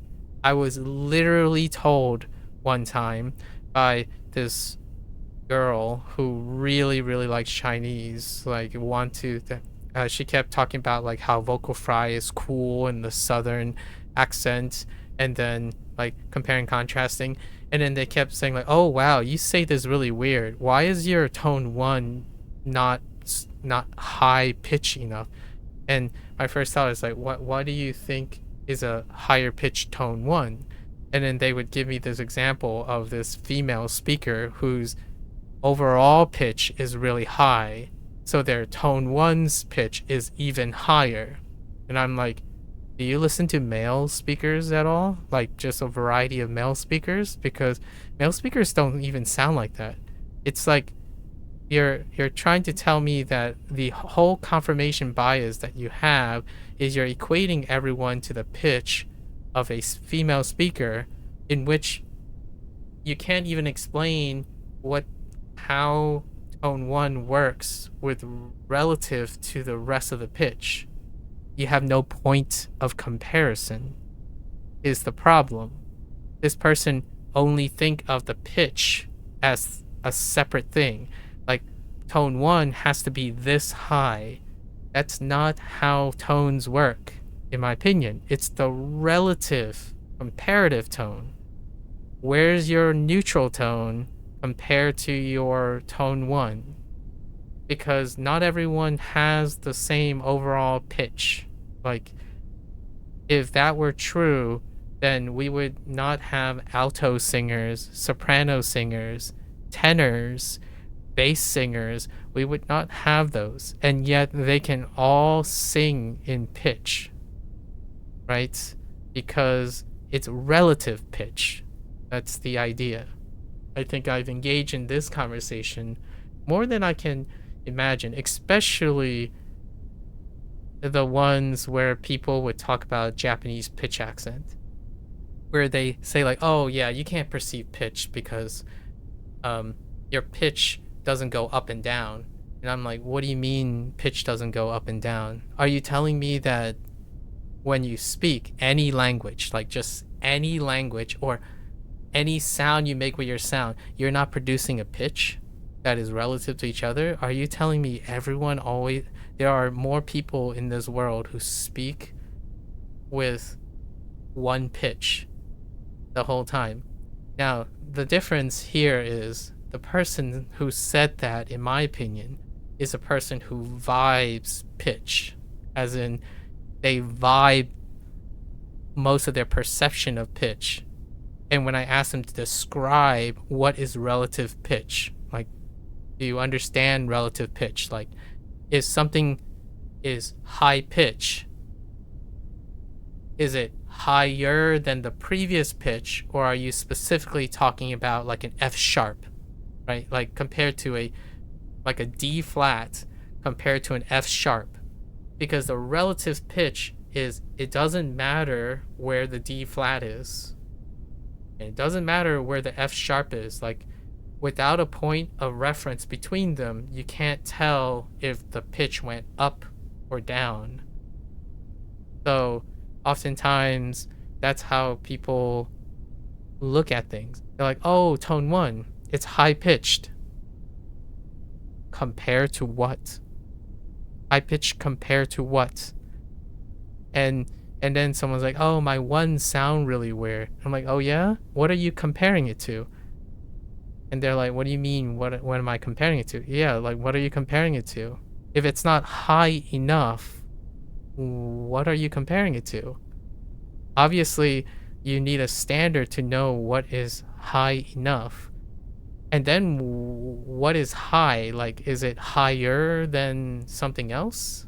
So hence why whenever I talk about tones, I draw this thing, because the neutral tone is, what's the standard neutral tone? I usually say chest voice, right?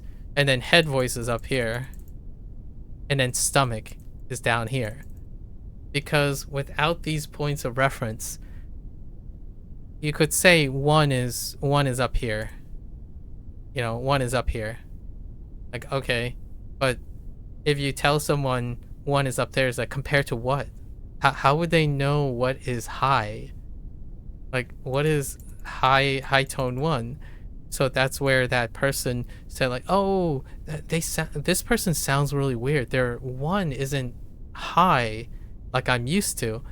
I'm like, yeah, they're also a man, and this person has a very boomy, bassy voice. So how are you framing his 1? Like, his 1 is really high. I don't know what you're talking about, because his bass, this person's bass was very low. Like, their neutral was kind of very low as well. So even the slightest pitch up sounded high to me relative to his neutral, you know, his average pitch.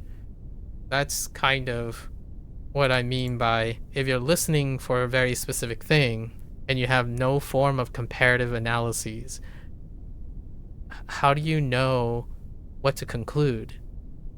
So, hey, I keep making this mistake. Now I know the right answer. Okay, how are those two related? They're not. And that's the whole point. So, when you make a mistake and you look and you have someone give you the right answer, they're no longer connected. They're independent of each other. So when you learn the correct answer, it tells you nothing about your mistake, because they're not related to each other. If you go back, like, here's a big difference. There are scholars, right, who, when they get a wrong answer, they go look at the correct answer, right? Someone gives them the correct answer. Then they figure out how is the correct answer related to the wrong answer, oftentimes finding out it's not related. So they have to figure out how to get from the wrong answer to the correct answer. And that's typically the stuff that whenever I talk to a student, right? Whenever I talk to a student, they think this stuff is boring and it's a waste of time. How do I know it's a waste of time? Now, I'll be a little bit more exact. They feel is a waste of time, and they feel bored. I don't think students are dumb. They know it's probably important. That doesn't stop them from vibing that it's boring and a waste of time. And I know this because when they go and try to do this, they rush and they filter and they skip. So, at least 5 different people, when I hear them say, "Oh, so you got this wrong, right, on your math assignment or something," and then the teacher asks them to go and correct it, right? Go correct it. And then I see their correction. It's like, what did you do? All I see is you wrote the right answer down. I'm like, well, that's the right answer. I'm like, but aren't you the least bit curious how your wrong answer is, like, what is the relationship between your wrong answer and the correct answer? So what do you mean? Right? This is, they would do something, step 1, step 2, step 3, and apparently this is where it went wrong, right?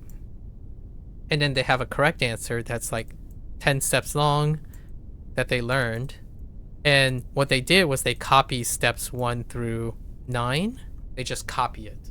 Just like, oh, okay, so if I do this, now I understand. Right? And no, you don't. Like 99, like, maybe not that bold. Maybe over 70% of the time, you don't understand the steps you copied, because you haven't even formed the connection between 3 and 10. Like, you don't understand how this was a mistake, why you thought this mistake, and how you get from here to here through these steps and back. You don't understand, right? And what does this mean, and how do I know? Because it takes time, and it's boring. And now this is my attempt. How do I fix, how do I help out, right? Like, whenever someone asks me, so what can I offer? I can't offer you the correct answer, by the way. Most of the time when someone asks me, hey, can you help me with this homework? They're asking, can you give me the right answer? Can you explain the right answer? And most of the time, I'm not an expert in any of these. In fact, I forgot a lot of these things because I don't use it, right? So my answer is like, I can't help you with the right answer. Like, I can't give you the right answer. I can't help you with that. I don't know the right answer. What I can offer is how to make this less boring. That is my goal. Like 9 out of 10 times, that is my goal. Because I need to make them interested in understanding how to get to the right answer. It doesn't really matter, in my opinion, what the right answer actually is yet. Like, you kind of want the right answer eventually, right? However, if they don't do this part because they're bored out of their mind, you have to be able to make it less boring. And how do you make it less boring? Talk about all this stuff. This is what I spent the last 2 hours talking about. If you talk about all this stuff, it gives a reason for why this is not a waste of time. Critical thinking is not a waste of time. And it, in my opinion, even more than that, this is a skill that has no cap. And I'm not talking about no cap as in no lying, not lying. This has no cap. There's no skill ceiling, or like there's no artificial ceiling for critical thinking skills. There is an artificial ceiling for memorizing the correct answer. It doesn't go beyond that. There's no without comprehension, the ceiling is its memory. So you either memorize the correct answer, and that's the only function it'll ever serve, right? Hence, going through high school with 4 years of high school and then going through your bachelor's degree, and yet your critical thinking skills did not improve. And then when you enter a professional school, You realize that, oh, all the things you learn, they're only case by case and only useful in that case. And all I can really say is, yeah, I'm not surprised you feel like it's a waste of time. Like, it's a waste of time, in my opinion, to put all your value into memorizing and, memorizing facts and memorizing case by case how to do problems, for example. Like, oh, I got, an A student, right? You get an A plus student. You can still get an A plus by memorizing all the answers.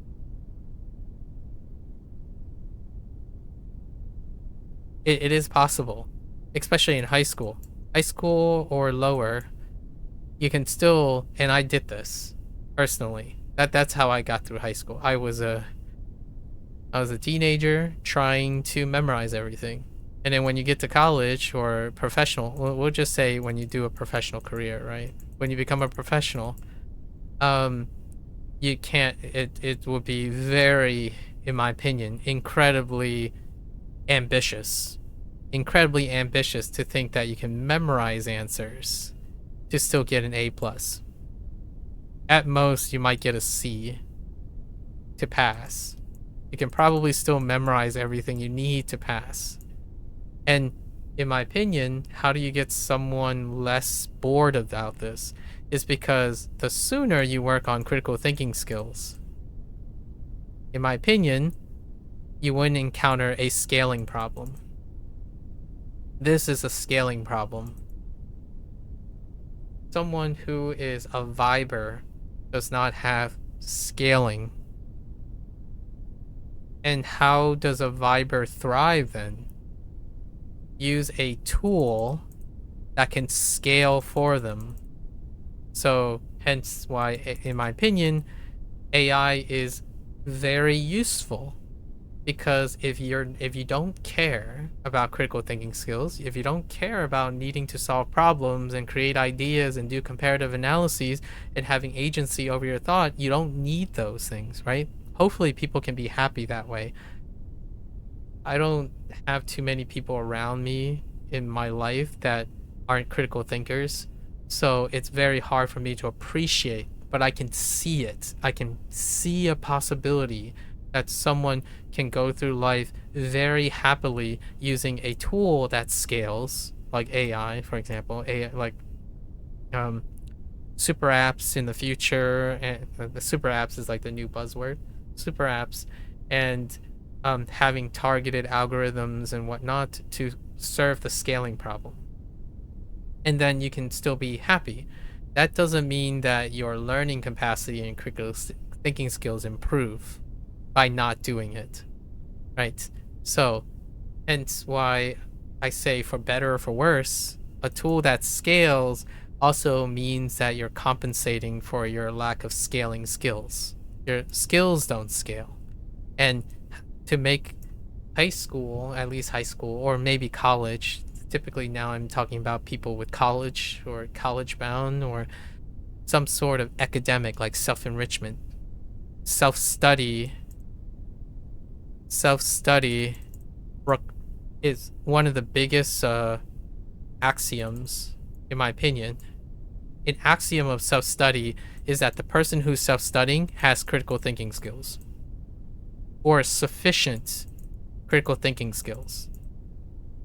In my opinion, if you do not have sufficient critical thinking skills, eventually a person who starts self-studying will then seek critical thinker, or at least someone who has some element of critical thinking, be it a teacher, right? A person who has to critically think in that nature, like a native speaker. So, like, if you're in an environment that it's obligated for you to do something, it requires critical thinking skills in order to adapt, right? Like moving to Japan, that is conducive to critical thinking skills, is obligating the environment to be the obligation. So you are no longer self-studying in an obligated environment, you are mandatorily challenged to become a critical thinker. How do I know that it's not the same as self-study? Because in self-study, you can fail and not be held accountable.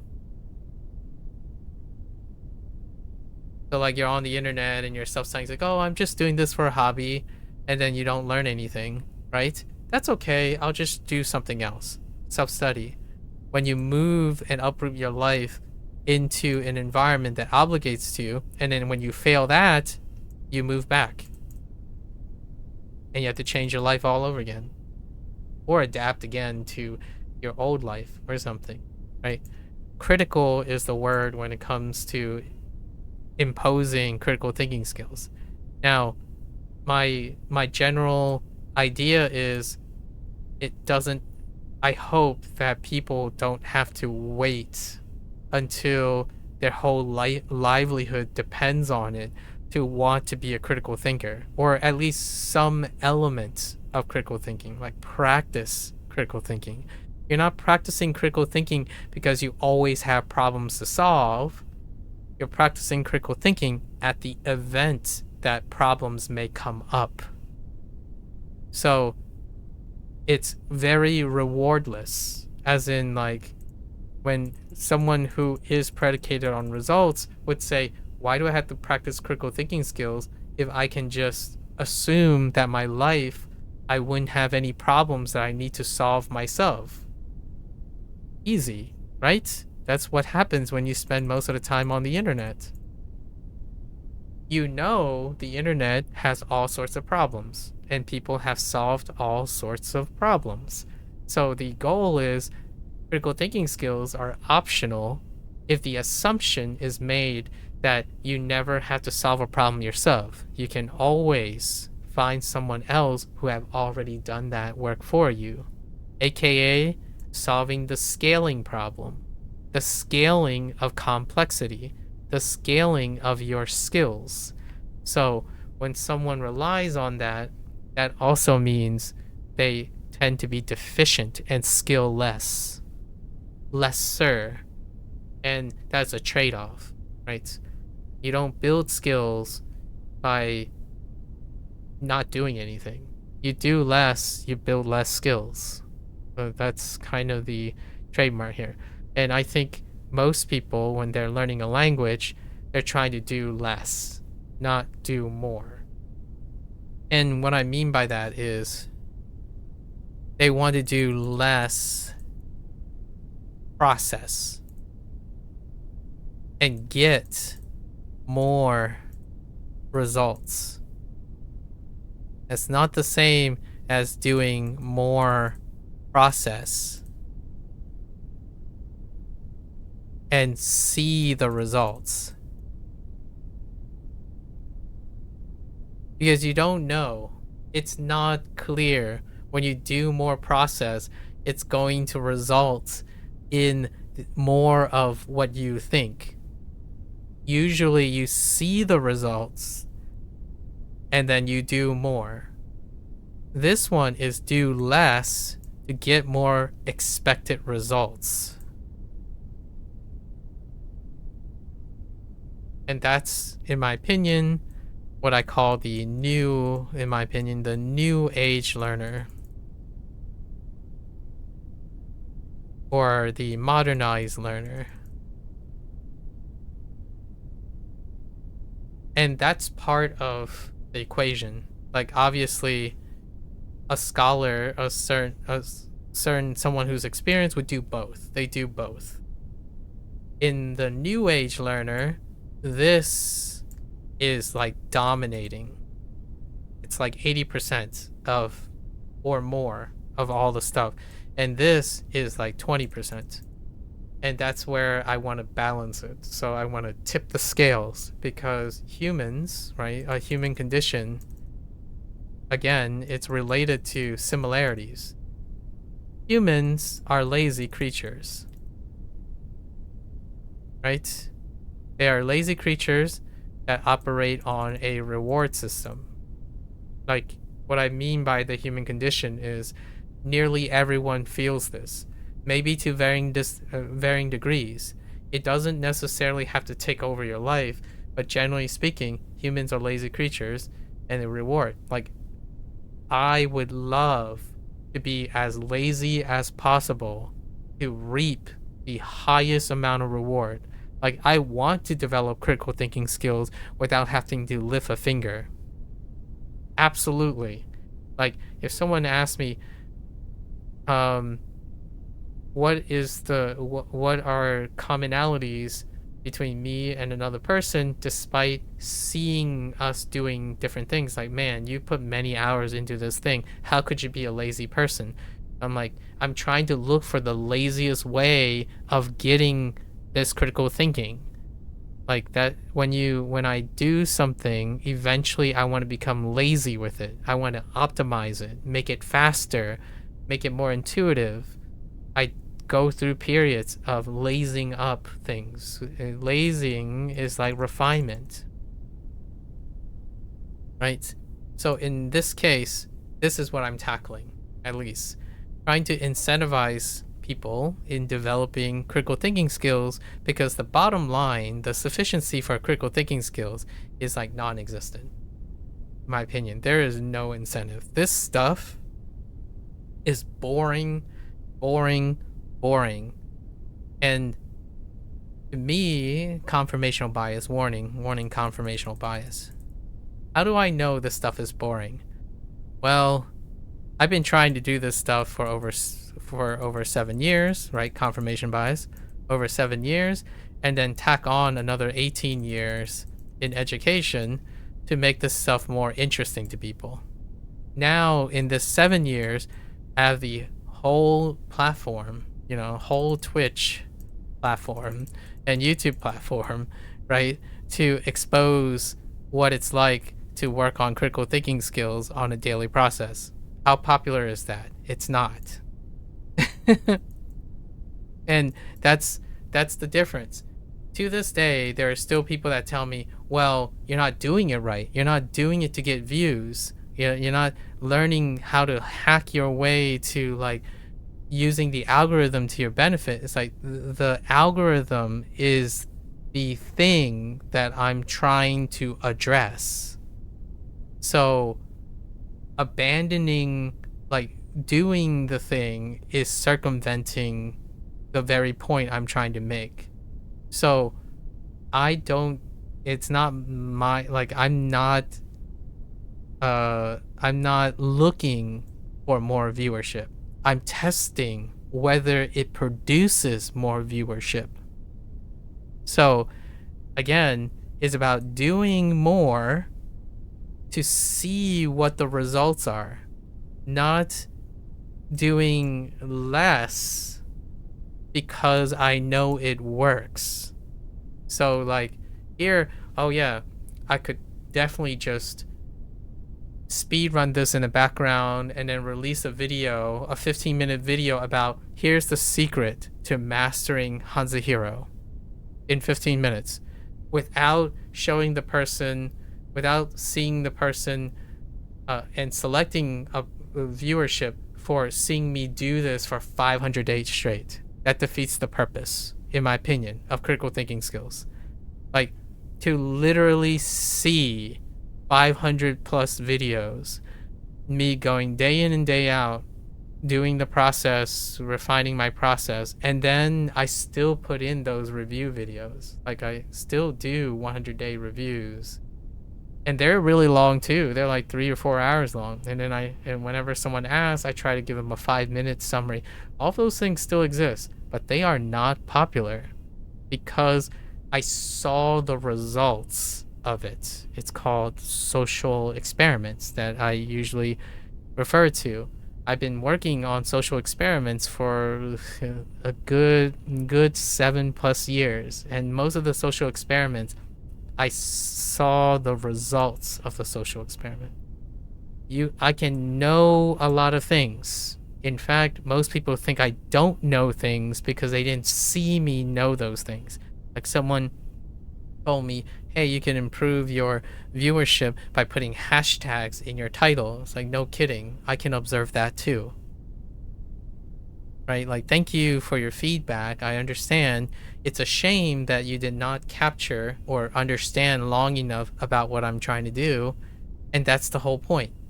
I now know that most people rarely ever make these connections.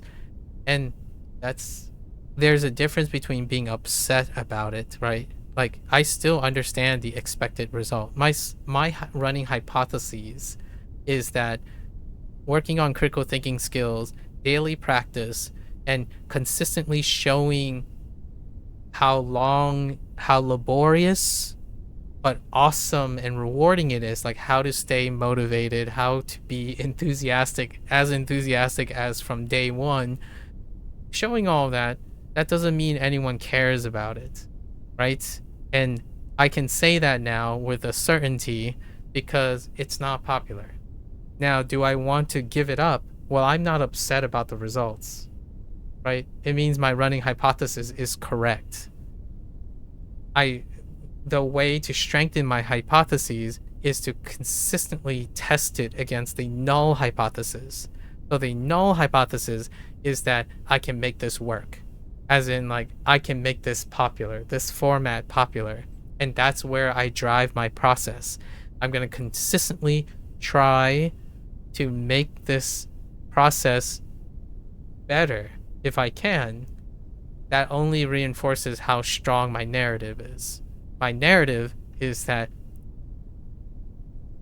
it's incomprehensible how humans no longer perceive time, effort, and thinking in human hours and human months and human communication, ups and downs. They no longer perceive that because it's no longer interesting. There's no incentive on it. So how do I make it more incentivized without uprooting everything that I believe in? Hence why I'm very not upset about the results of 7 years. Some people are like, aren't you upset that no one ever watches your content? It's like, no, because I know that this is likely to happen. What I'm trying to prove is maybe I can figure out some way to work this into something, right? It's not the other way around where someone expects something to happen and then try to go and confirm it, and if they fail, they're upset. Like, for example, someone could say, oh, I'm a really good gamer, and then because they're a really good gamer, right, the results is that they're a really good gamer. So they put out their video. If they put out their video, since they're a good gamer, then it must be a good video. And good videos get lots of views. Right? And they go and do this for maybe, I'm going to give them like a month. At least a month. And then they put out these videos and turns out no views. Or a not good amount of views. Then whose problem is it? Right? It's their problem. But no, it's not going to be their problem. They're going to say it's the system's problem. Like, well, you don't even have enough experience to even know if it's a systems problem. In fact, you spent so much time focusing on confirming your hypotheses that you can't even evaluate the system. This is a vibe. You're a good gamer. You vibe that you're a good gamer. And you vibed what is a good video. And you expected a specific result. And it didn't happen. So the problem is not you. You are not the problem. Right? Sometimes you might not actually be the problem. You don't know because you have no point of reference. You assume you're good, so therefore your videos are good, and therefore you should have... That's not what I did. I spent 7 years, I tested a social experiment, and I tried the best to negate what I thought. Like if I'm really good at learning, you would think that people care about being really good at learning. Well, am I really good at learning? That was the question I asked myself. So when I asked myself, oh, I think I'm a good learner, right? That's my hypothesis. I'm a good learner. So naturally, I need to figure out, am I a good learner? How do I test that? Here we are. And the results are telling me, right? The results are telling me I'm good enough. As in, when I'm doing this, I have specific results. Even though I'm focusing on the process, I constantly want to improve the way I'm learning. So I'm taking in new information, right? I've never done SRS before, right? This is the first time. This is the first time for like Wanikani and HanziHero on my first time using SRS. And my SRS interactions are probably not very similar to a lot of people right now. Not anymore, anyways. And it turns out I'm good enough. I can produce results much like a lot of other people. But that's good enough. The question is, how can I do better? Right? And then in that process, I also learned that it's not popular. So my motivations for all of this is not in its popularity, but because I was observing using Twitch and YouTube that trying to be good enough with SRS, which is something I have never done before, is also not popular. It's very not popular. Like, is that good or bad? It would be bad if I was testing if it was popular, right? Like if my goal was, oh yeah, I'm a good learner, so I should become popular one day because people like to learn. That's a presumption. Do I believe people like to learn? So when someone says, all right, well, you're a good learner and people like to learn, right? My hypothesis was wrong, actually. Most people don't like to learn. So far, the current results right now in my social experiment is the vast majority of people do not like learning. They do not enjoy learning. It is boring, it is laborious, it takes time, and usually most people try their best to learn the least amount of things in everything. Like, how do you beat a game? The least amount of learning to beat a game. And if you're going to cherry pick, right? I know someone's going to cherry pick and say, well, I love learning everything about my favorite game. That's minimizing learning. You only picked your favorite game to learn everything about it. That is the whole point of my thesis, my social testing. In fact, if you're curious what all of this amounts to, is I've been teasing this for a while. It's going to become a book. The whole idea is all of this stuff is going to be a book at some point. Whether I want to publish it or not, I'm probably just going to like write it as a social experiment as well. Let's go write a book about all the null hypothesis testing that I've done, because people don't like learning. And if they don't learn, they typically don't participate in critical thinking skills. Where do they get most of their critical thinking skills? When it matters. And when does it matter? When their livelihood of not learning is a problem. So it's a vicious cycle. What comes first? Well, they're not learners. People don't like learning. And when they want to learn, when do they learn? When they have a life problem. And that life problem triggers either a sink or swim response to critical thinking skills. And to get the critical thinking skills, the life problem has to exceed a threshold in order to develop critical thinking skills. Otherwise, they go back to not learning. And one way to circumvent critical thinking skills is hope that the life problem has a correct answer online, so then they can go back to not learning. That is the current routine. So what is that? Dieting, fitness, sleep hygiene, poor decision making. The word poor is because the person believes, not me, I'm not saying they have poor decision making. They believe the choices that they make lead to poor results consistently.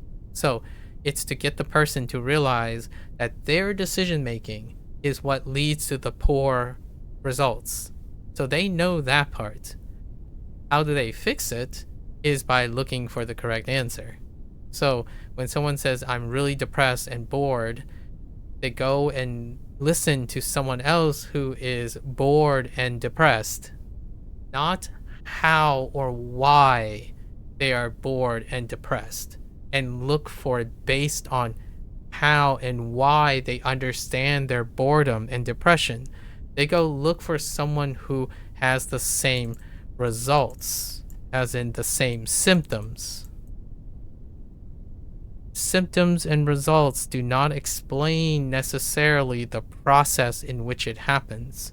So it gets to that point where, oh, hey, this person is depressed and they did this. All right, I'm going to go do that because I don't like learning.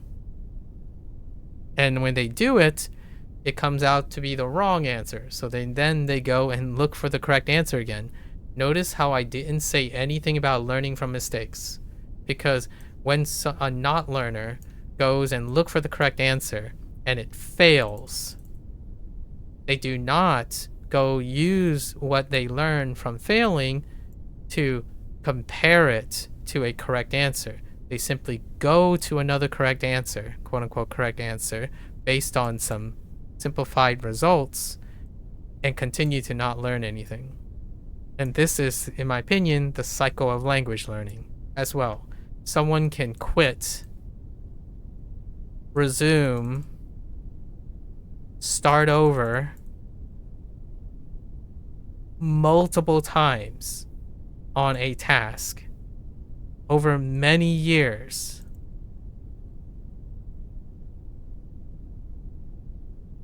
And still, by the way, still feel like they are wasting time, right? Wasting time. But it's because they didn't find the solution yet. As opposed to being the problem themselves.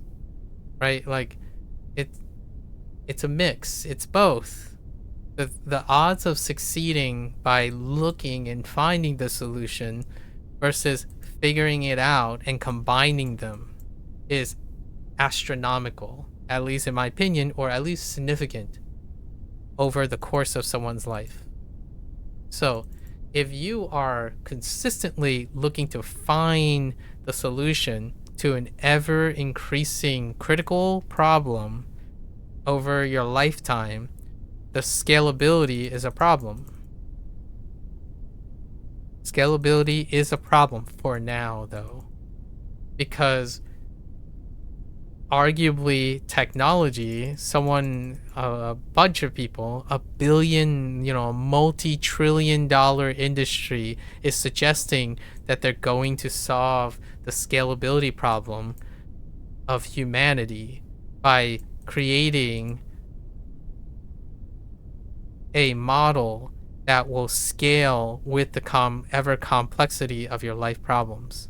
And this is where I've been asked multiple times, aren't you afraid that you will be replaced by AI? Like with the thing that I do, the thing that I care about, will it be replaced by AI? Well, it would be honestly, if it does, that's cool. I mean, it also means that there will be less unhappy people, and maybe more humans overall will be happy. Is it likely to happen in my lifetime? The answer is probably no. I'll probably die thinking hopefully die of natural causes, thinking that they're still working on the scalability problem of human complexity, right? Of human life problems. Because right now, um, if you really want to challenge the current model about the scalability problem, anytime a human question is posited for a solution to the existing model, despite like the advent of quantum computing or like mass race for compute, right?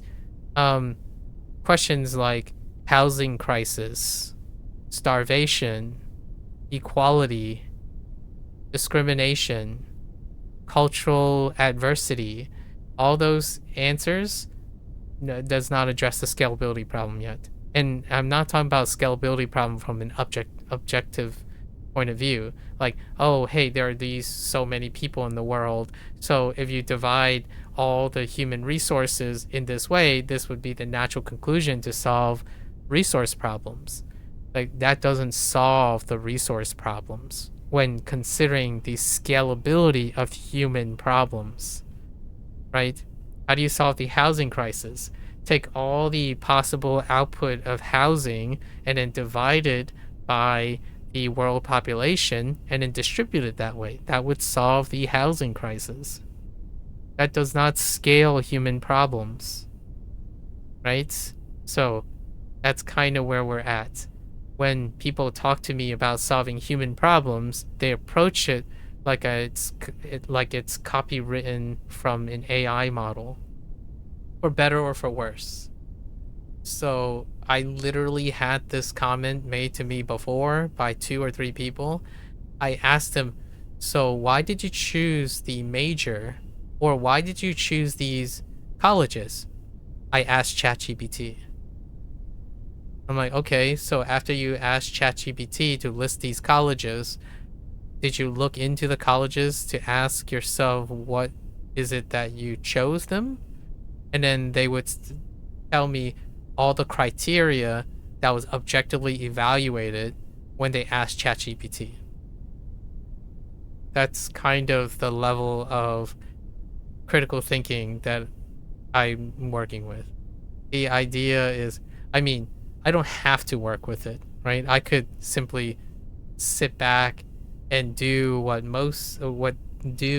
others can do, basically create a model that removes agency and critical thinking skills from your customers, from your clients, and then you sit back and know that you are also a lazy person and you want to lower the level of critical thinking skills so you don't have to critically think more than your clientele. Like, what I mean is, you don't have to think extra hard about your decision making if your clientele can't think for themselves anyways.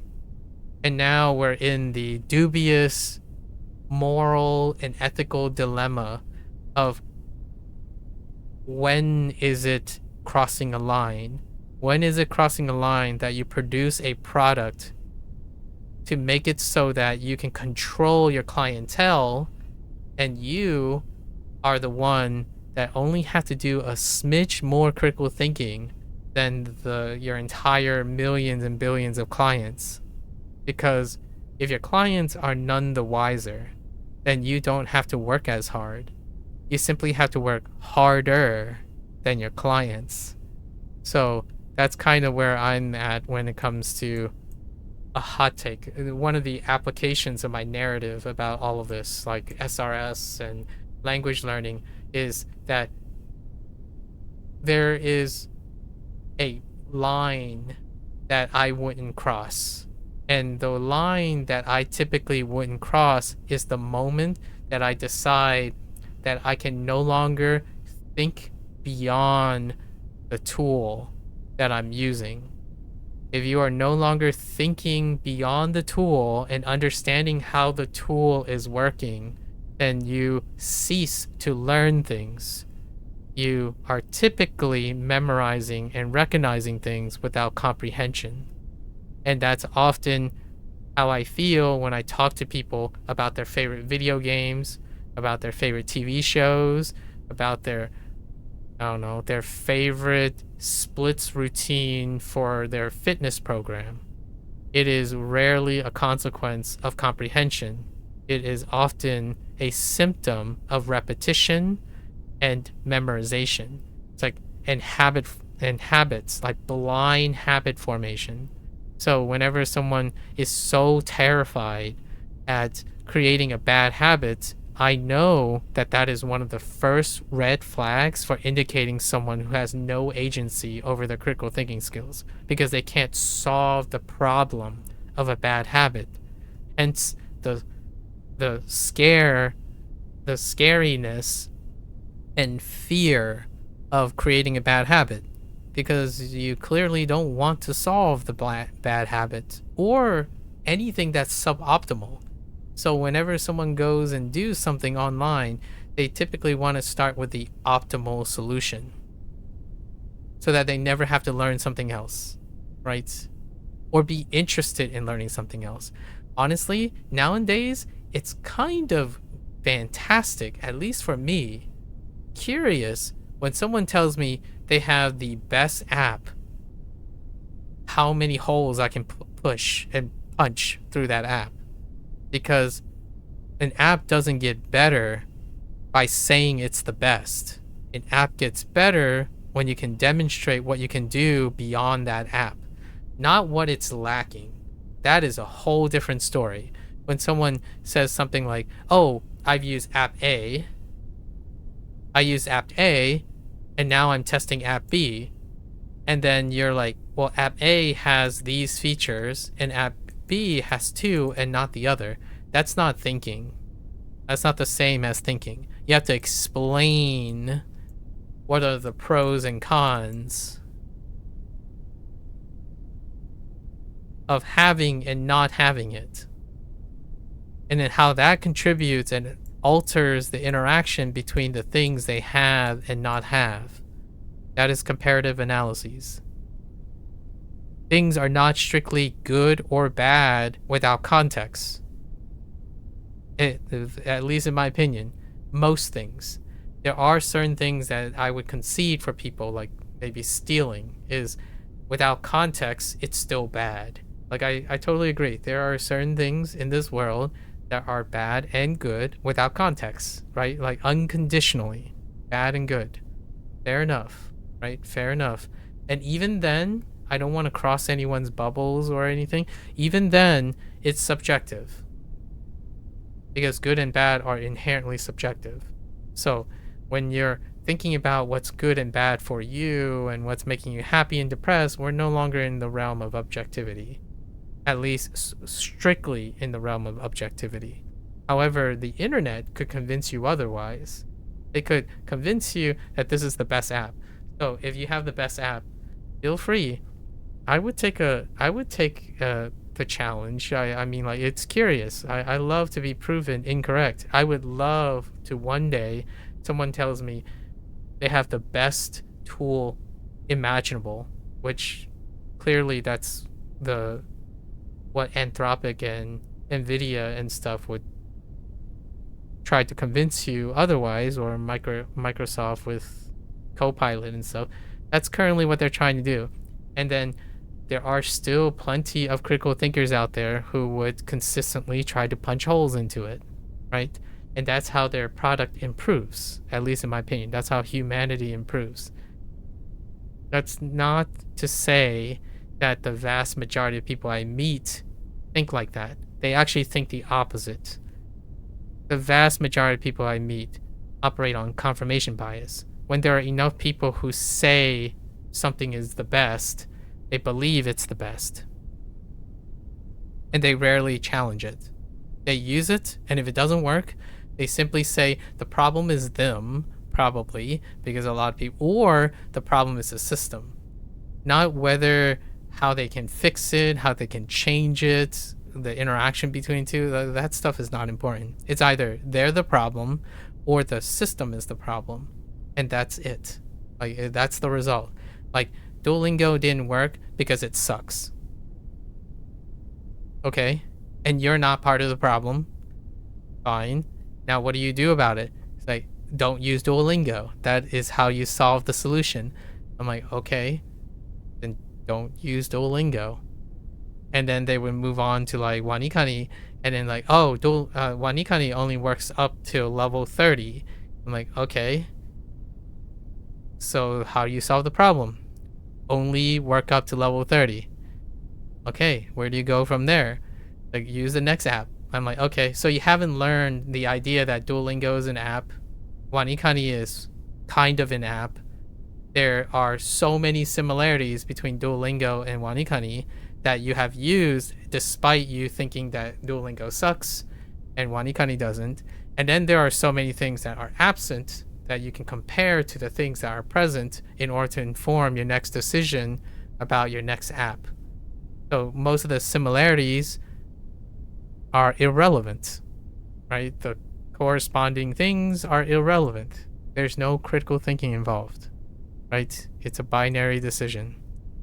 Constantly a binary decision based on results.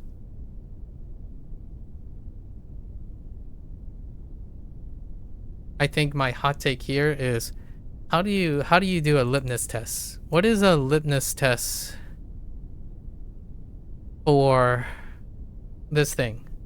Pick up a research article. And how do you know what a research article is? It will have an introduction, a methods, results, and conclusion, right?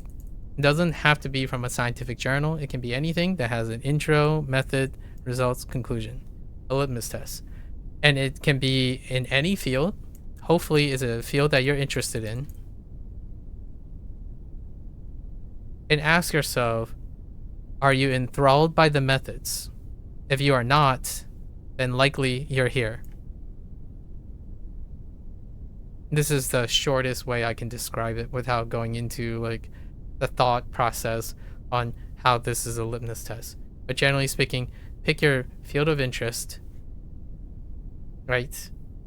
Have some sort of research thing that includes an introduction, a methods, results, and conclusion. And if your interest, when you tell yourself, what are you interested in? And you say these things, then this is you. Likely this is you. This would be my litmus test. Whenever I ask someone to explain something to me, I'm hoping that I get something with methodology and an explanation of the methodology. If they do not, then they're a viber. They vibe whatever their expertise is because they are predicated on their results, which explains very little to me on how things work. And because they can't explain how things work and what they do about it, my skepticism, I'm not saying they don't know, I'm skeptical. They would have to convince me that they understand the meaning of their results and their conclusion by relating it back to what they did, what the methods that they did. So that's not the same as saying, hey, CI works, do CI. I'm like, okay, explain to me your methodology and what you qualify as CI. Give me an introduction, tell me your methodology, and then how that methodology qualifies as comprehensible input. That's at minimum. So if you're unable to do that, then I'm not talking to someone who has critical thinking skills. And what is critical thinking skills necessary for? Providing advice to someone else.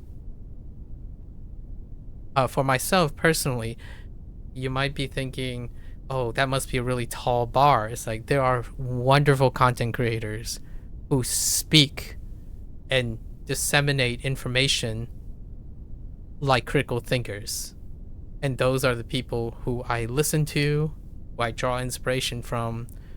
And the ones that don't, I watch them for entertainment. They're case studies. As in, I don't take constructive feedback from them or take advice build upon. I observe them as case studies. So like the stuff that I'm talking about here where someone does this and that, I need to understand those things exist too. Like people who don't use critical thinking skills exist. So I observe them. But when it comes to appropriateness, right, appropriateness of taking advice, I typically do not take advice from someone who can't integrate my problems with their experience to explain how I can improve myself. That is something that requires a level of critical thinking. So when you're getting advice from someone, right, when you're asking to trust someone and whatnot, yes, you can definitely trust them to serendipitously shotgun methods out, and maybe one of them will work. That is a choice you make. Typically, I would lean away from that. I don't typically take advice when someone says, "Oh yeah, this is the best. This is what I'm gonna do. This is what I'm gonna do." And then when 6 months down the road, I would ask them, "So what have you learned? Like, okay, so you've done that. So what else are you gonna do?" And nothing changes. Not a critical thinker. That's another big red flag. When someone goes and plans like a 2 or 3 year plan, and they are learning a lot about something, and then over 6 months they would do something and they're like, "Oh, everything's still going according to plan." It's like, wow, that is all right. I'm glad to hear that everything is going according to plan. Like, nothing has changed. You've learned a lot of things in 6 months. Nothing has changed whatsoever about your plan. Like, nothing at all. That to me is someone that I would want to hear from and see how it works out, because there's something to be learned there. I wouldn't take advice from the person personally. Take it like, with all due respect. Imagine taking advice from someone who takes in information, only the information that they want, and continue to follow the track without adjusting to the new information that's going in. Imagine talking to someone like that when you're trying to share your problems and develop a working solution with them. Will they simply embrace their own ideas and continue to confirm their own ideas without taking you into consideration, right? Because any information you introduce is not germane or relevant to the course of thinking that they have. Now, that is an extreme case when it comes to life problems, right? So I'm not saying there are actually humans out there who, when obligation, right? I already said environment, right? Obligation creates critical thinking opportunities. We're not talking about life and death situations. However, there are situations where that happens without fail for someone who lacks critical thinking skills. Anything that's trivial, your hobbies, what you ate last night, what type of movies you like, what you can do as an activity for vacation, all of those things are trivial. And then trivial things introduce an excuse to be narrow-minded with another human being. And that's what I don't gravitate towards. So I don't typically share a lot of time with people who are basically inflexible, right? There was a time when someone asked me, like, "Oh, so what kind of person would be your partner?" Right? Like, people ask me about, do I have a companion, right? Like a partner, so, or a significant other, and they often ask, like, "So what do you look for in a partner?" And the word I used to say, or continue to say, is agreeability. That's really built upon the idea that flexibility and critical thinking is required to be agreeable when you're having a relationship with another human being. So answers change with experience. So you and the partner are now together. You have to integrate and develop new strategies, new compromises, and new ideas together. So if you met someone and the friend is like, "Oh yeah, I like this movie because I know I'm going to like it." That sounds great. I hope you end up liking the movie. Can we be long-term friends in relationships? No, we can't. Because I can never be part of that. At least in my opinion. Right? I either like the movie and expect to like the movie with you by coincidence. Right? By coincidence. Then we can be friends only for that instance. Until you run out of things that are coincidence. So, for those who like to spin the wheel based on that, I'm probably not your guy, right? Whenever I think about it, that's how Gen Z become friends. the current world we live in, which I'm not part of, like the current like dating world or something like that, the most active youngsters, right? They are Gen Z, right? And Gen Z, how Gen Z people become friends is you have to be serendipitously, narrow-mindedly same. And how do you do that? Well, you certainly don't find out yourself. You go online and select yourself into it, your separate echo chambers. So an AI or like AI assisted algorithm can point you statistically to where you will find someone who will have the same interest that you do, the same desires, the same, hopefully, science, quote unquote, science. I'm using it very loosely because some people literally tell me behavioral science is predictable due to using the internet as an example. Like you could group people based on their preference and their data tracking in order to assure them that when they get together as a relationship, right, like when they communicate together, that they would be happy together. So like cue the sieve yourself to a chronic Reddit user who only reads these 10 subreddits. And compatibility, the whole idea of matching on compatibility, observable compatibility, has predated the internet, right? That's how matchmaking works. You match on as many liked compatibility things as possible, and now we solved the quote unquote the scalability problem. Now we have an infrastructure to do that. The internet, the algorithm, AI, those are the things that can associate that. So naturally you would think, right, that solves the human problem, the scalability problem. Now humans are always having good relationships with each other, right?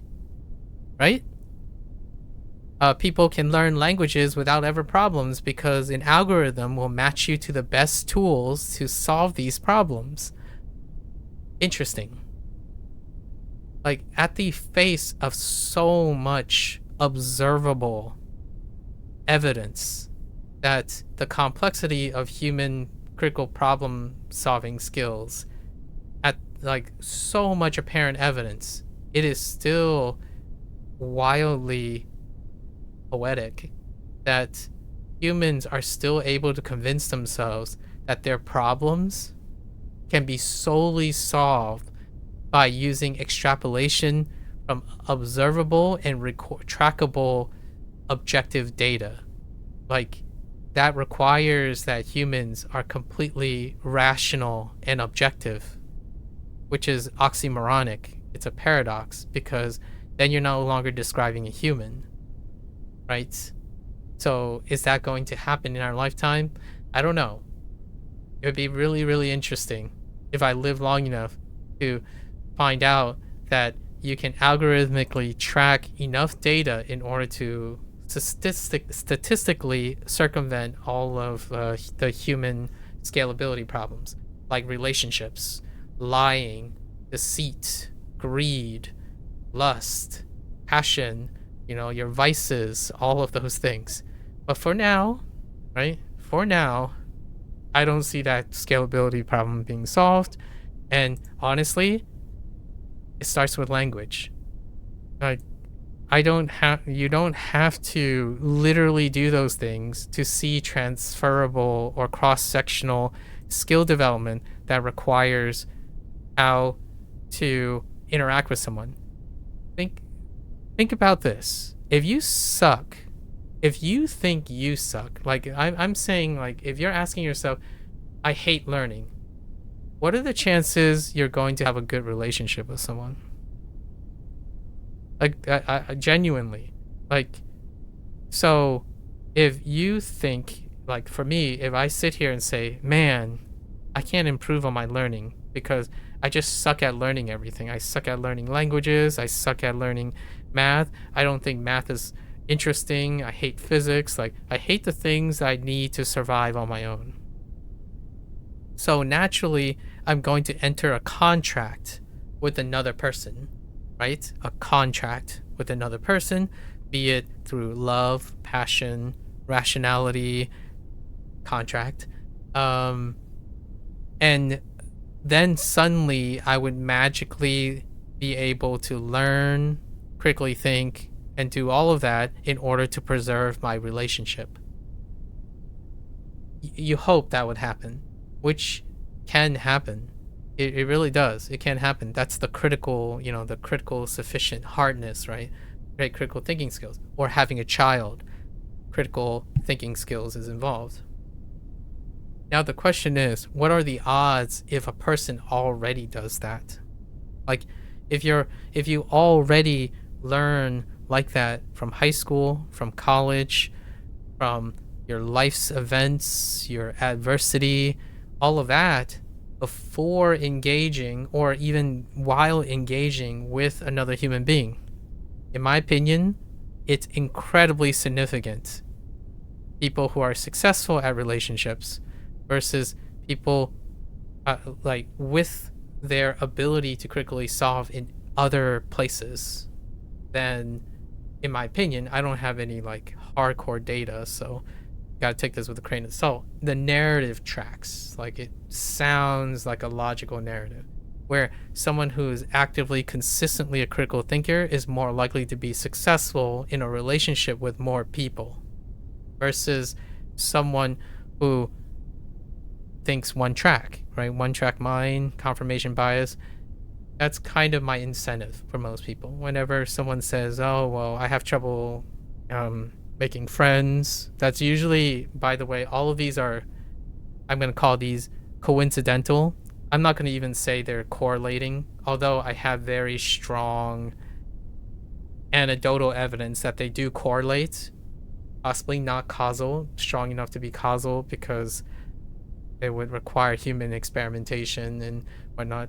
But the idea is it's strongly correlating, largely coincidental, that the vast majority of people, when I talk to them and they have problems with learning a language, right, or self-study, or have low self-esteem, they are correlated or coincidental with poor critical thinking skills, poor problem-solving skills, lack of process-oriented thinking, right, very young, inexperienced, possibly sheltered, and also someone who's refractory to inquisition and curiosity. So all those are coincidental, correlating if you want to be a little stronger, but they're coincidental.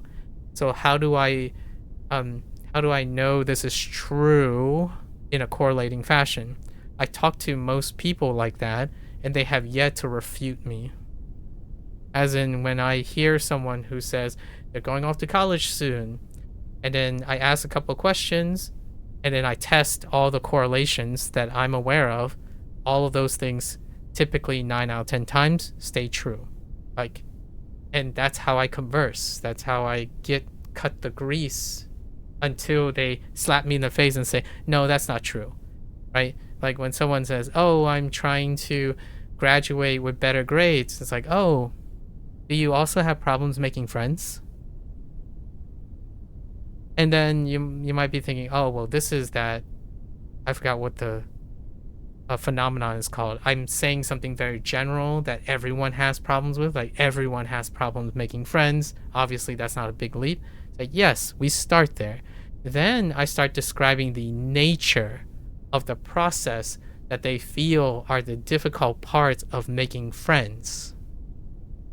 And then I use that process, trouble of making friends, to correlate and associate with how they're treating the way they're learning math, science. Like, if you don't think math and science is interesting because you're interested in observing the process of your relationship with that, how are you going to make friends? And again, these are correlations, but you can practice those. Like, if you can solve your own problems and your relationships with things that you have to take in new information, adapt to them, solve those problems, you're more likely to be able to at least have some place to start when you're making a new friend, like when you have a problem. And that's where most of that comes from. Where when someone says, hey, can I pick your brain? I have this problem with a current friend of mine, and they would describe it, in a way. And what they would describe is they would describe what exactly happened. Like they would account for what exactly happened. They rarely describe what their motivations are for what happened, as in the nature of what happened. Like, hey, why do you think your friend did this? Like, well, they did it. I didn't ask them. I didn't know. I'm like, okay, so what do you think, or how do you infer that they did it? And then can you ask them if you're correct? Like, have you tried to present what you think they did, the nature of what they did? Because that is critical thinking skills. When you make a mistake, you have to understand the nature and why you made a mistake in order to improve upon it. So these are the things that we go into. And it's without fail, at least most of the time. I've yet to have someone who says something like, "Oh man, you're way off base, man." I love socializing. I love when people argue with me so that we can solve potential problems to improve the future of our relationship. I have yet to hear things like that very often. When I was younger, slightly younger, not that much younger, and I was surrounded by colleagues, usually that's the conversation we get. It's like, oh, so we have a conflict of interest. Here's an opportunity to develop a more compromising, a more overall resourceful solution to that, as opposed to, oh, that's a conflict of interest. I don't want to deal with this. I'm leaving now. Like, oh, we can't agree to disagree. I'm leaving now. That's the typical conversation I typically have. Like, oh, I failed to do this, so therefore I'm going to discard this information and then try and start over. Humans don't start over. Whether you think it does or not, in my opinion, intuition doesn't allow you to start over. At the baseline thing, you don't have do-overs. And dear me, if someone tells me, well, you can if you get amnesia, and I'm like, I wouldn't wish people to have amnesia just to start over, right? But you can force yourself to forget.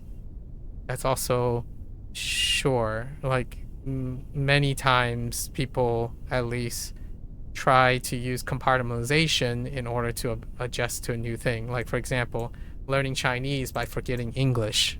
It's like, okay, fair enough. You can definitely do that if you want. I personally do not prefer that. Anyways, let's go back to this. That's a thought. It's one of the thoughts that I have on a daily basis. All of that stuff, it comes up every time I learn a language, like every day, honestly. Oops. Okay.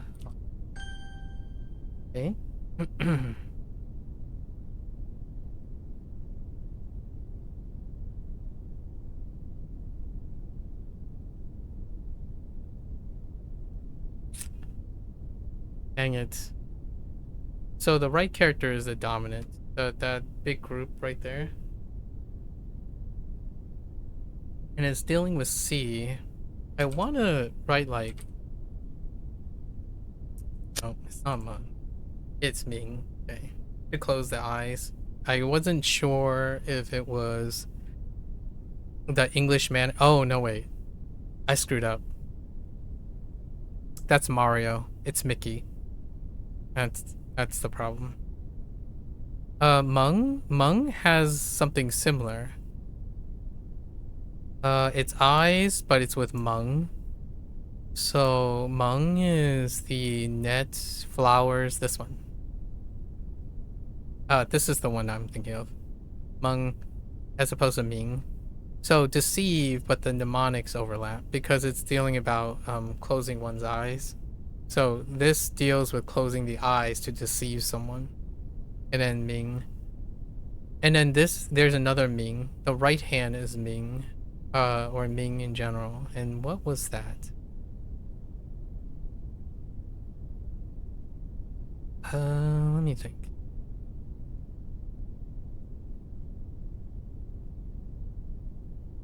Or maybe not. Let's try crown. Crown is pretty selective. Okay, so there isn't one, which makes this very identifiable.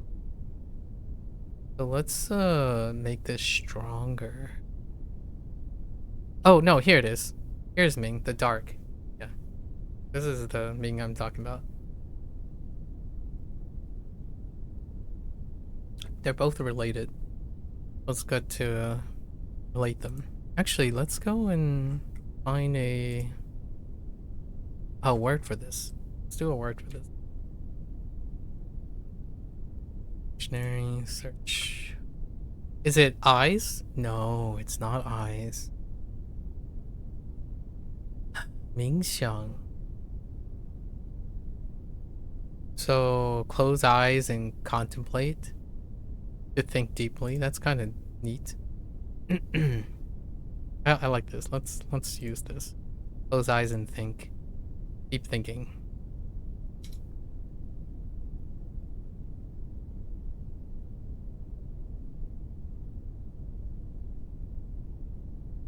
躺 Okay. 鸣骑 Or rugged. Fair. Hmm.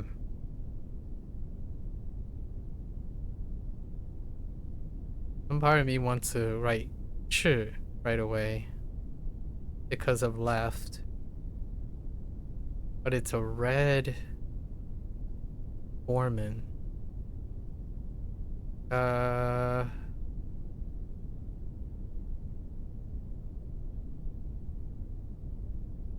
Not pacify.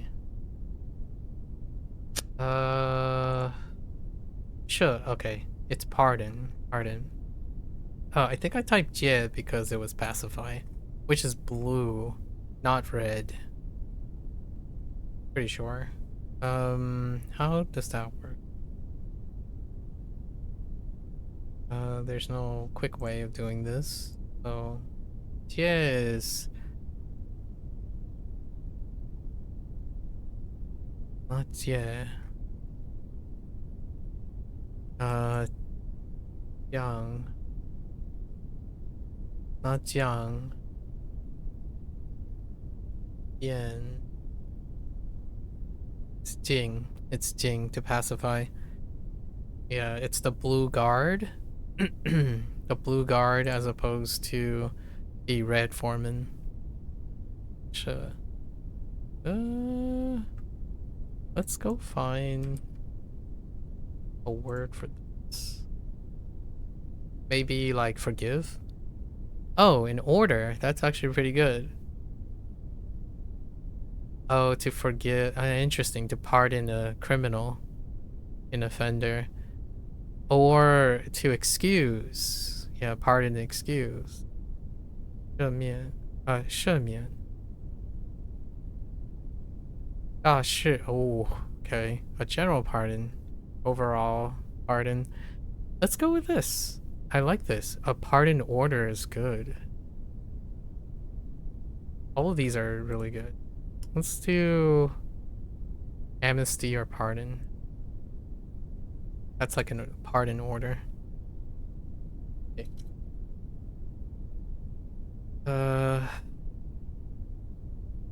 Oh, that's hun for snore.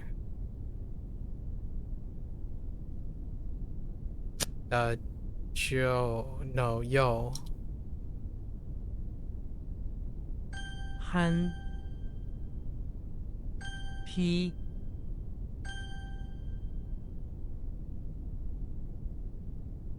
虚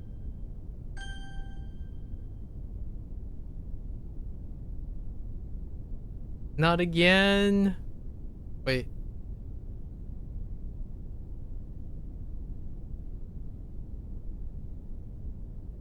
No. No.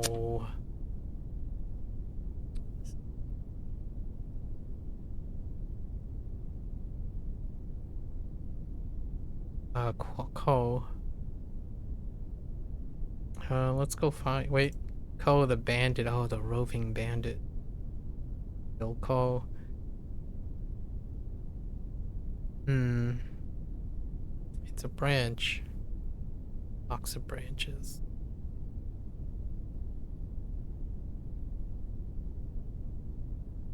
Gonna have to think about coming up with a archetype for Kermit. I think Kermit is a really weak one. All the Ko's are pretty weak. A Button. Button is the other Ko at the moment. There's nothing that identifies him.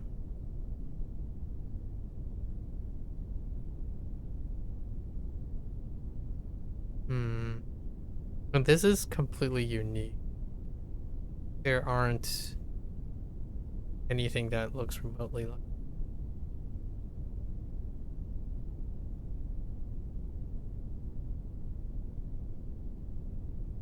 Let's add another word to this. What's another word for bandit? Maybe like Kobang or Koto or Koqiang. Maybe it would be crazy if it's like J-Ko or something like that. There's quite a lot of characters that deal with like thievery and whatnot. Huh. Korang. Robin Steele? I like that. Oh, there's Cao Ko. Cao Ko is okay. Liu Ko is the one that we have. Liu Ko is the one that we have cornered. Interesting. Xiong Ko. Really? It's kind of like starving out a bandit, like a poor bandit, a cornered enemy, like kind of a pity or lower, like they're strapped for resources. I like this one. No, this one's I mean, Cao Ko is pretty cool. This one's good. Rang is chaotic. It's actually one of the weaker ones. Interesting. So no other steal. There's no. They didn't add any other form of stealing. Okay. Or even a person. Using forms of people. And like weakness. Like having weakness or evil. Like xiong. Xiong for evil. Or vile. There's none of that either. What do we have here? Oh, oh no, that's, Xian is everyone. It's only the thing below, but that's not the bamboo blowgun is, Zheng, which is admonishment. Okay. Okay. Those are our relationships right now. 黄右 I think this is an actual tree. I don't remember what type of tree it is. Oh no! It's, it could be pomegranate. Oh, it's not pomegranate. Pomelo. It's okay. That's a work in progress. We have to guess what type of a pomegranate. Which one's pomegranate? It might be Liu. Yeah, I don't know what a pomegranate is. It could be Liu or Li. Basically, right now, there's a tree next to pomegranate, or like, yeah, next to pomegranate, and then I'm combining a Li or Liu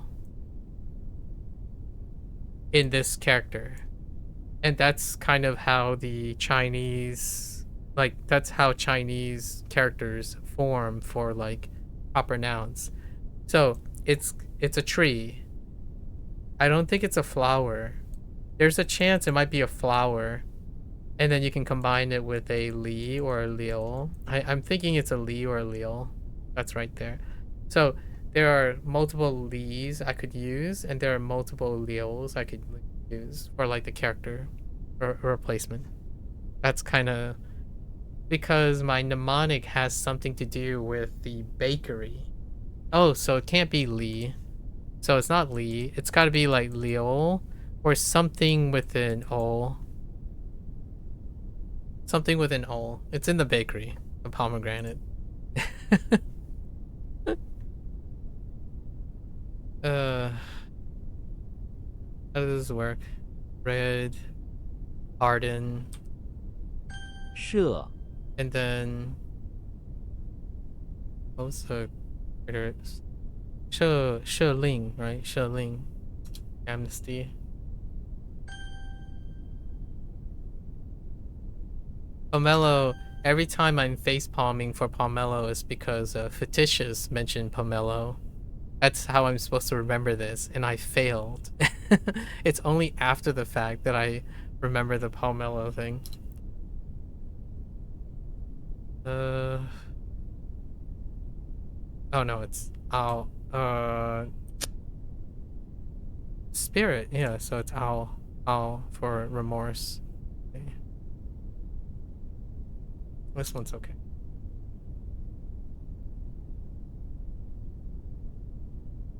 And it's the person. So then the person is 我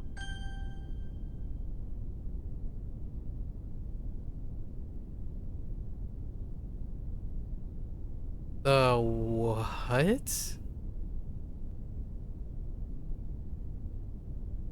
I don't think it's it's a different read for this one. Probably way. Tuna. Yeah. And there's no this one is probably an alternative read for way. I went with yo because of yo. But this guy is not promiscuous. I mean Yao, there is Yao, but Yao requires the X. So this character is whack. It's one of those low. So we have to know the mnemonic. 鱼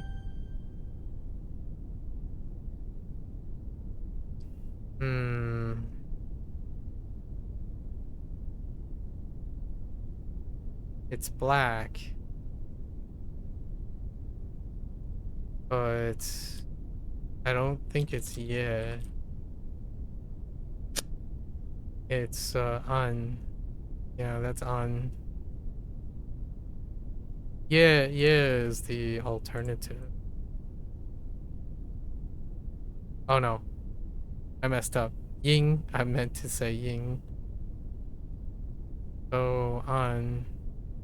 We gotta think about the dark part. Which is still black, actually. Should have thought about that. Which is dim. This is dim.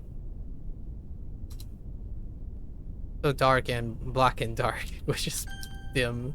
That's kind of unfortunate. 扣 What do we use for bandit? Ko Rang. Ko Rang.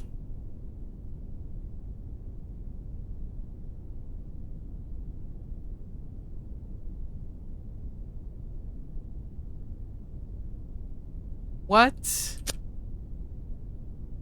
Oh, it's the other one. Ah. All right, this one I doubt. I think this one is either you know it or you don't. I doubt this one's gonna have something other than onomatopoeia or something. Oh, gaga, or oh yeah, they're all onomatopoeias. Yeah, so these are all gonna be onomatopoeias. Although I kind of like this one.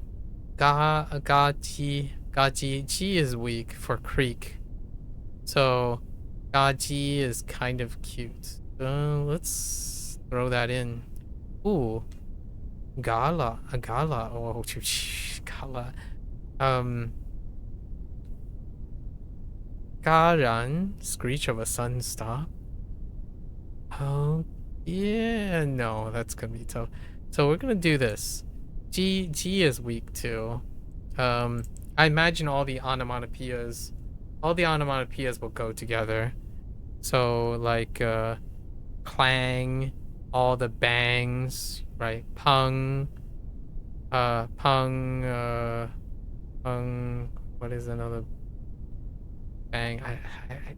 Cool. I think all the like the mutters and whispers like gu,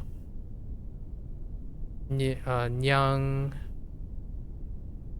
Ga is weak, and I typed yeah. Yeah is just yeah, and I don't gotta figure out. I think it's off the I, which not it's not great. I is not that great, but is it yeah? Okay, so that's where's yeah? Oh, yeah is hill. It has hill in it. Don't remember the rest. There's also your. Your is another one.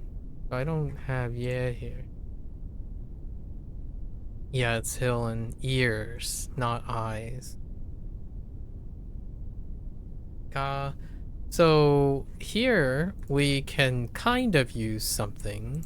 I think down here, this is g. I think that's what I've been doing. G, and then pretty sure like the halberd is a g.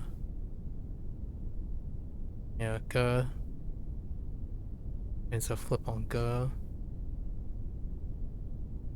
Hmm. How is that not a thing? Is that not really a thing? Ground, drop, and eye, or ground and nose, or self. Yeah, I think we're gonna use self here. It's just God though. I don't know how that's gonna help. Did I use self?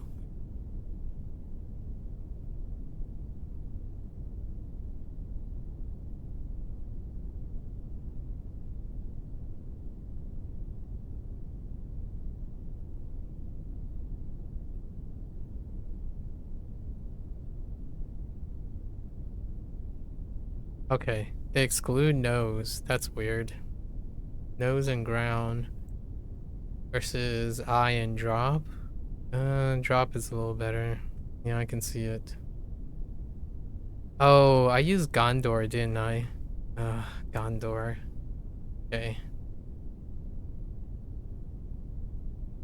真 I forgot Gondor.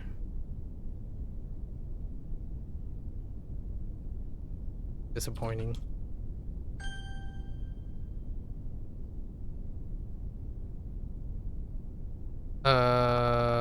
Tiger Stripe. Oh, it's oh, it's Bao. Biao. Different place, different person. Actually, maybe we get Tiger Strike combined with Wu Yao Xiu Yao Xiu. Tiger Stripe and body. Oh no, not body. Rest. Wait. Oh, it's so weird. Yao Han, Tiger Stripe, and Yao Ma. Yao Meng to develop the mind. Yao Bang, all in husky. I'm trying to get a. I don't think tiger stripe is. It's not quite the essence of tiger stripe.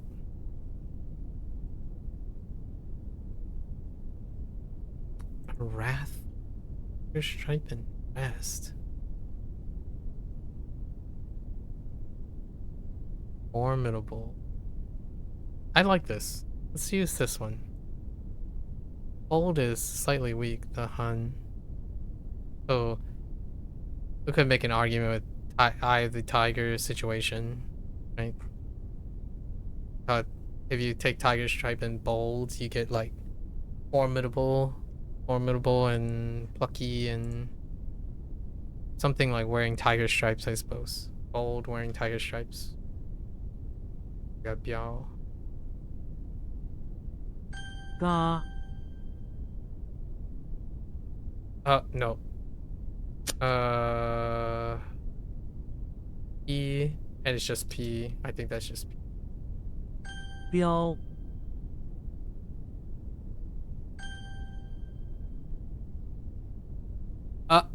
Oh no, that's Japanese. What is this one? Yao? Chinese is Yao, not Yo.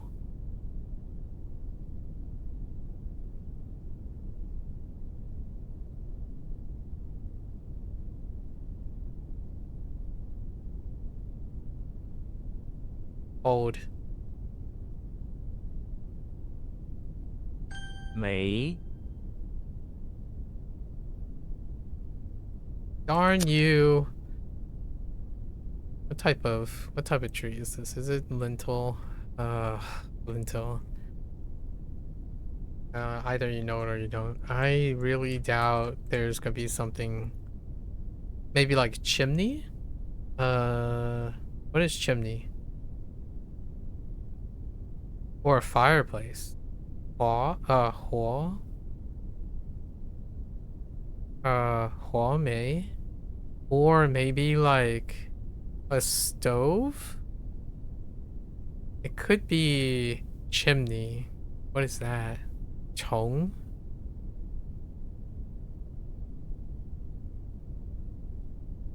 Men mei? The lintel of a door? Dao mei? That's an alternative. Hung mei? Oh, horizontal. Lintel. That's pretty good. That's pretty good. A lintel. I had to learn this because I don't know what a lintel is. It's the top part of a fireplace, like that thing that hangs out of like a fireplace. I'm not sure how promiscuous that is. Like, could it describe anything that hangs out of a container? So, or like a fireplace like thing. So I was thinking like stove. Stove can be fireplace related, or a furnace could be a fireplace related thing. So this one's weird. And then this one's of a door, so it's the overhang thing of a door. So I'm guessing it's promiscuous in some way, figurative, family, social status. Anyways, I learned this was an English word that I had to learn. Yeah, it's a type of beam that spans. Oh, okay, it's any opening. It's any opening. So porch. Yeah, fair enough. Horizontal helps though. It describes the. 踏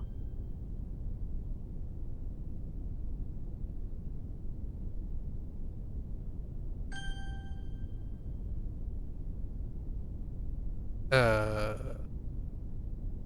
Hmm. Wall. This one is either you know it or you don't. 解 Eyelash.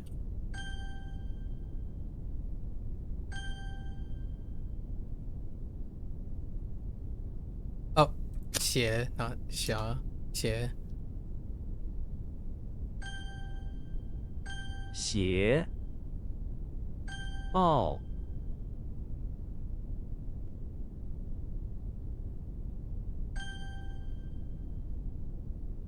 批 Either you know or you don't.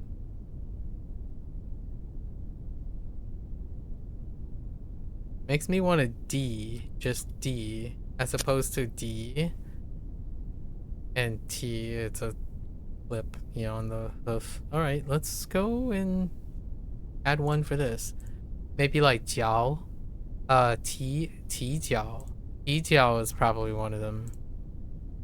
What is another thing for like a hoof? T jiao would be like a hoof foot. T zi, I guess, a hoof. Can you do that with body part? Yeah, you probably can. It could be like T J. No, not T J. No, T jiao. T jiao would be the one that I would think. Oh, a hoof print though. T ying, yeah, and then there's T zi, and then O T. Artiodactyl. I'm guessing that is a dinosaur because of the dactyl.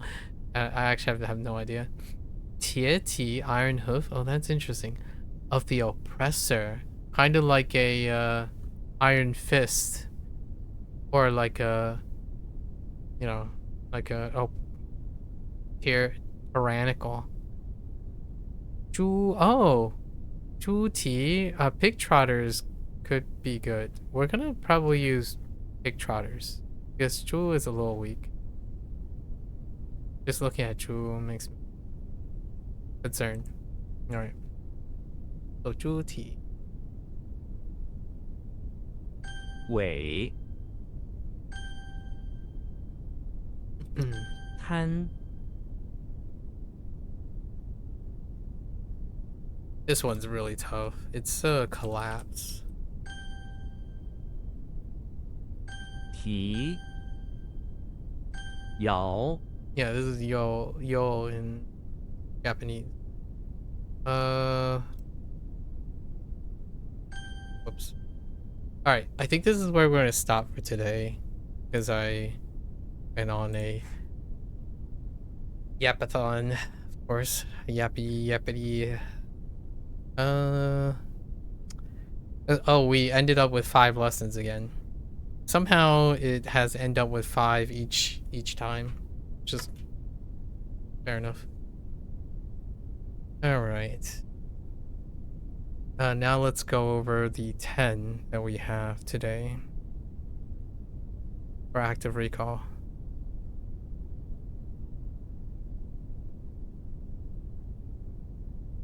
Bing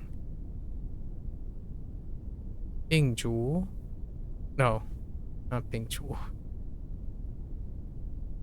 Bing Jian. Side by side.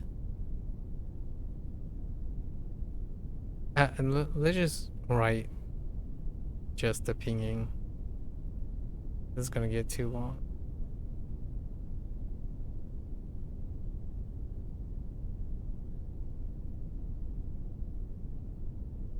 Bing Jian.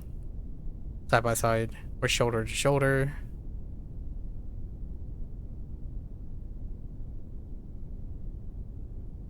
Mian Tian. Mian Tian. Mian Tian. Mian Tian. Shy.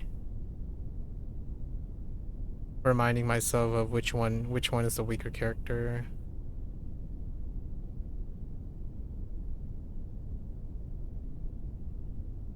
Xu Huan. Oh, yeah, Xu Huan. Xu Huan.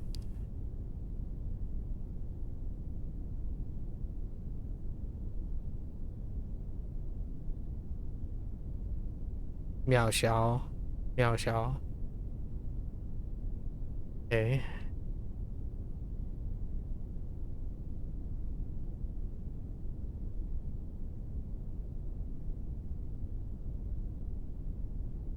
Mian Shi. Mian Shi. Okay.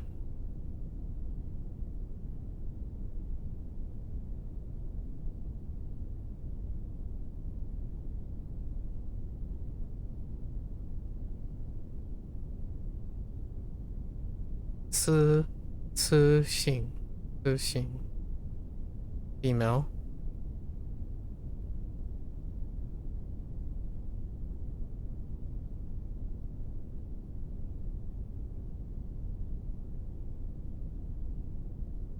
全幅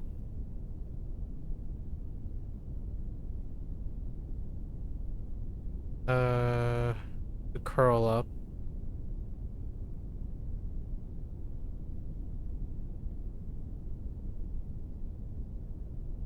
赤帽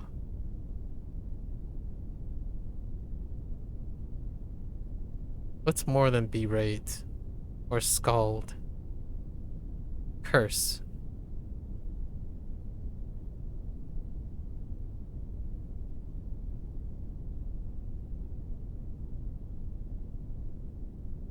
我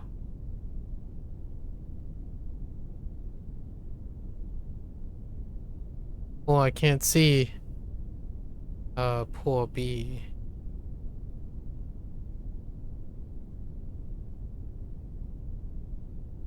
shabby that one's tough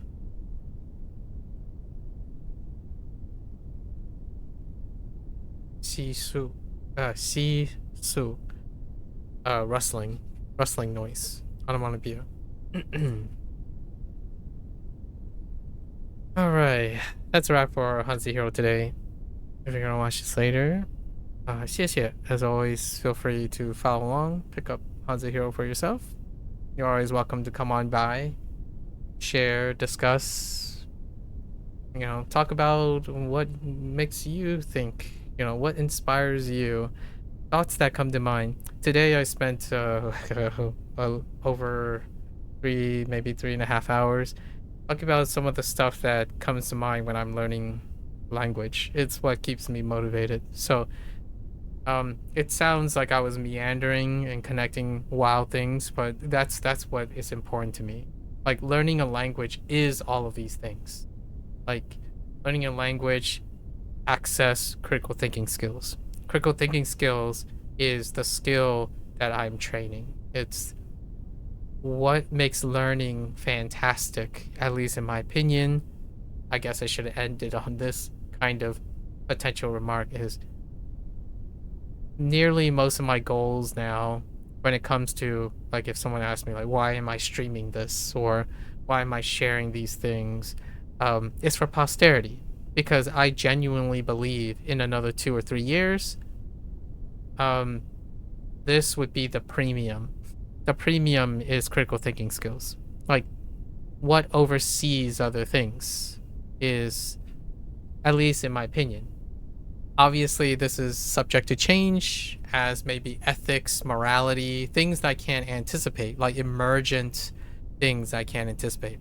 However, for the time being, the current narrative is that the stuff that I've been recording for the last 2.5 years, and then even all my experiences with streaming 7 years ago, these are the antidotes.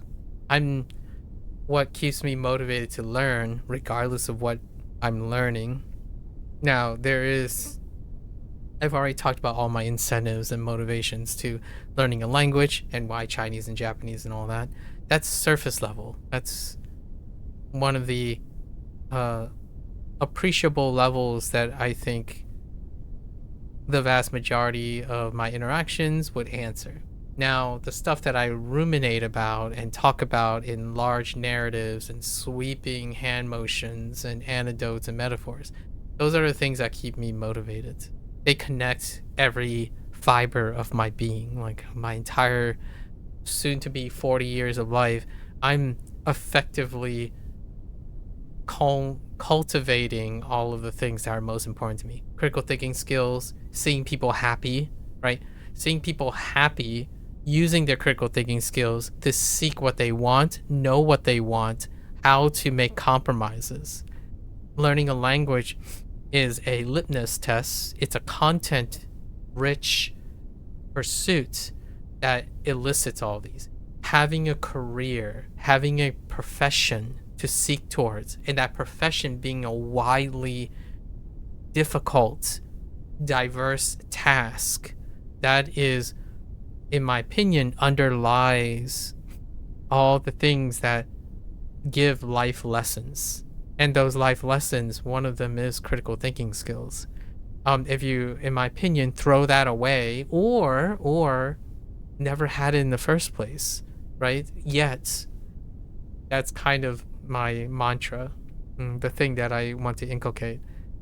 It's an untapped resource, oftentimes circumvented by some of the most classical human conditions, and that's laziness, because humans must conserve energy for maximum profits.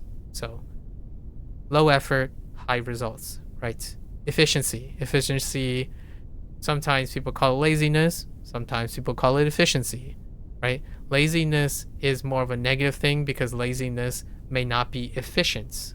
Sometimes laziness is specifically low effort that does not return big results. And then efficiency is when it returns big results with low effort. At least that's kind of how the semantics. So efficiency is the positive version of laziness. However, to me, there is a lot of parallels to draw. Efficiency is laziness with high results, right? So those are the type of pragmatic thinking or different way of thinking, like different semantics, different approaches that I will continue to do. Like, how do I learn this? How do I do this? Like, effectively, I'm still doing the same thing. Like, what I mean is when someone thinks about the results, right?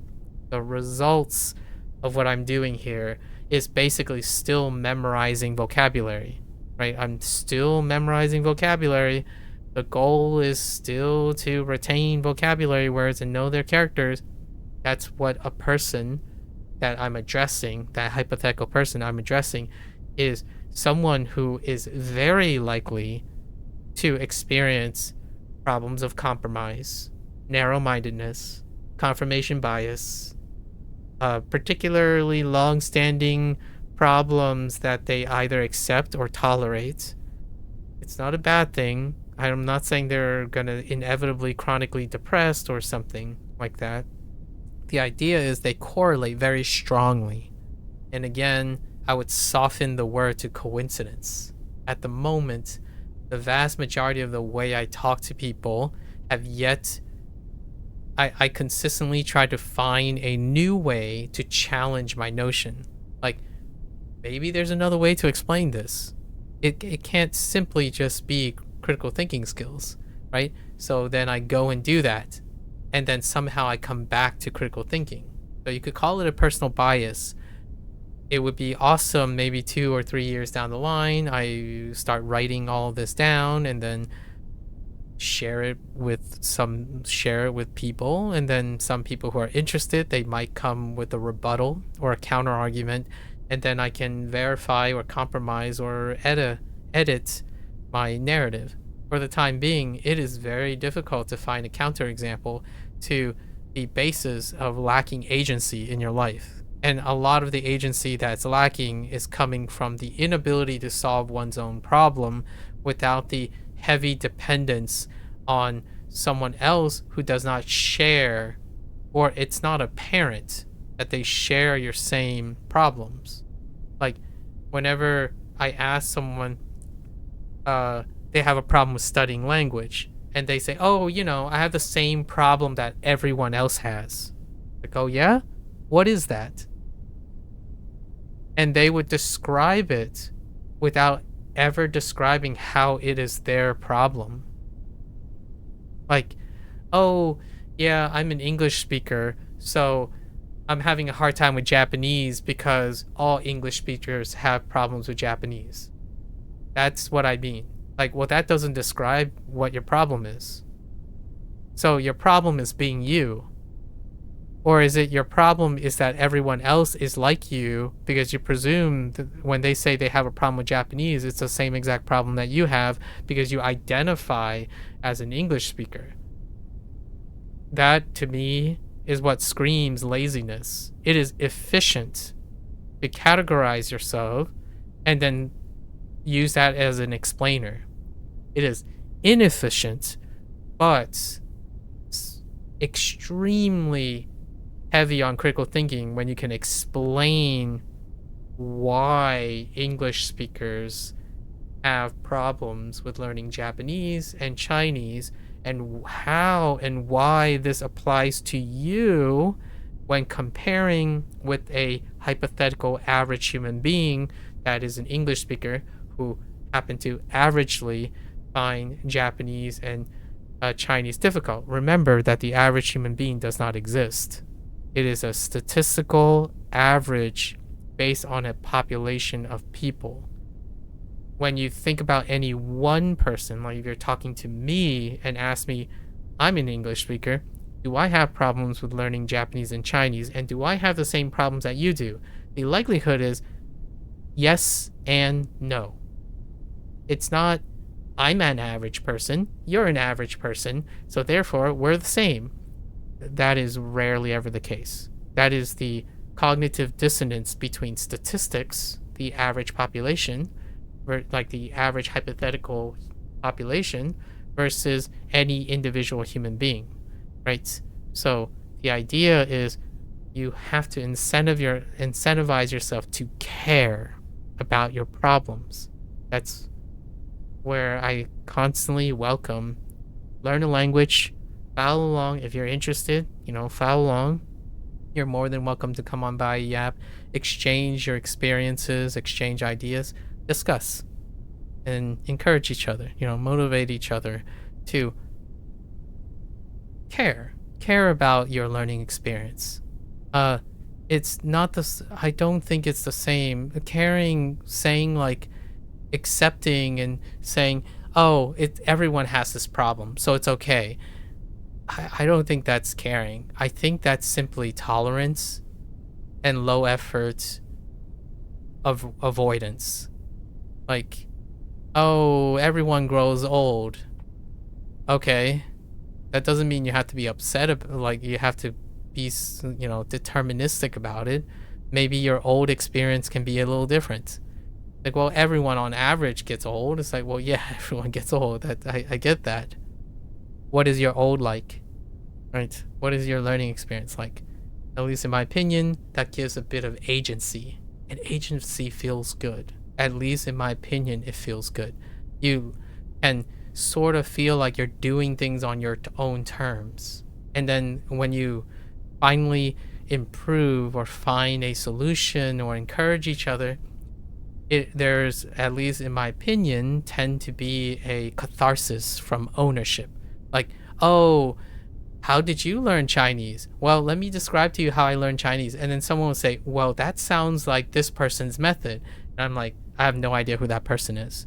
But if it is coincidentally like that person's method, that person's onto something, because I came up, I ended up doing the same thing or a similar thing. That's fine with me. I mean, I literally had accused of drawing a red panda. And I'm like, yeah, I imagine there are other people who like red panda. So, like, if I drew a red panda, the odds are possible that someone else drew a red panda. So this person like, dude, why are you copying this guy's artwork? And it's like, I have no idea who you're talking about. And then they share with me. It's like, yeah, I have no idea who that is. I don't even play Minecraft. Right? Like I don't participate in Minecraft anything most of the time. I know of Minecraft.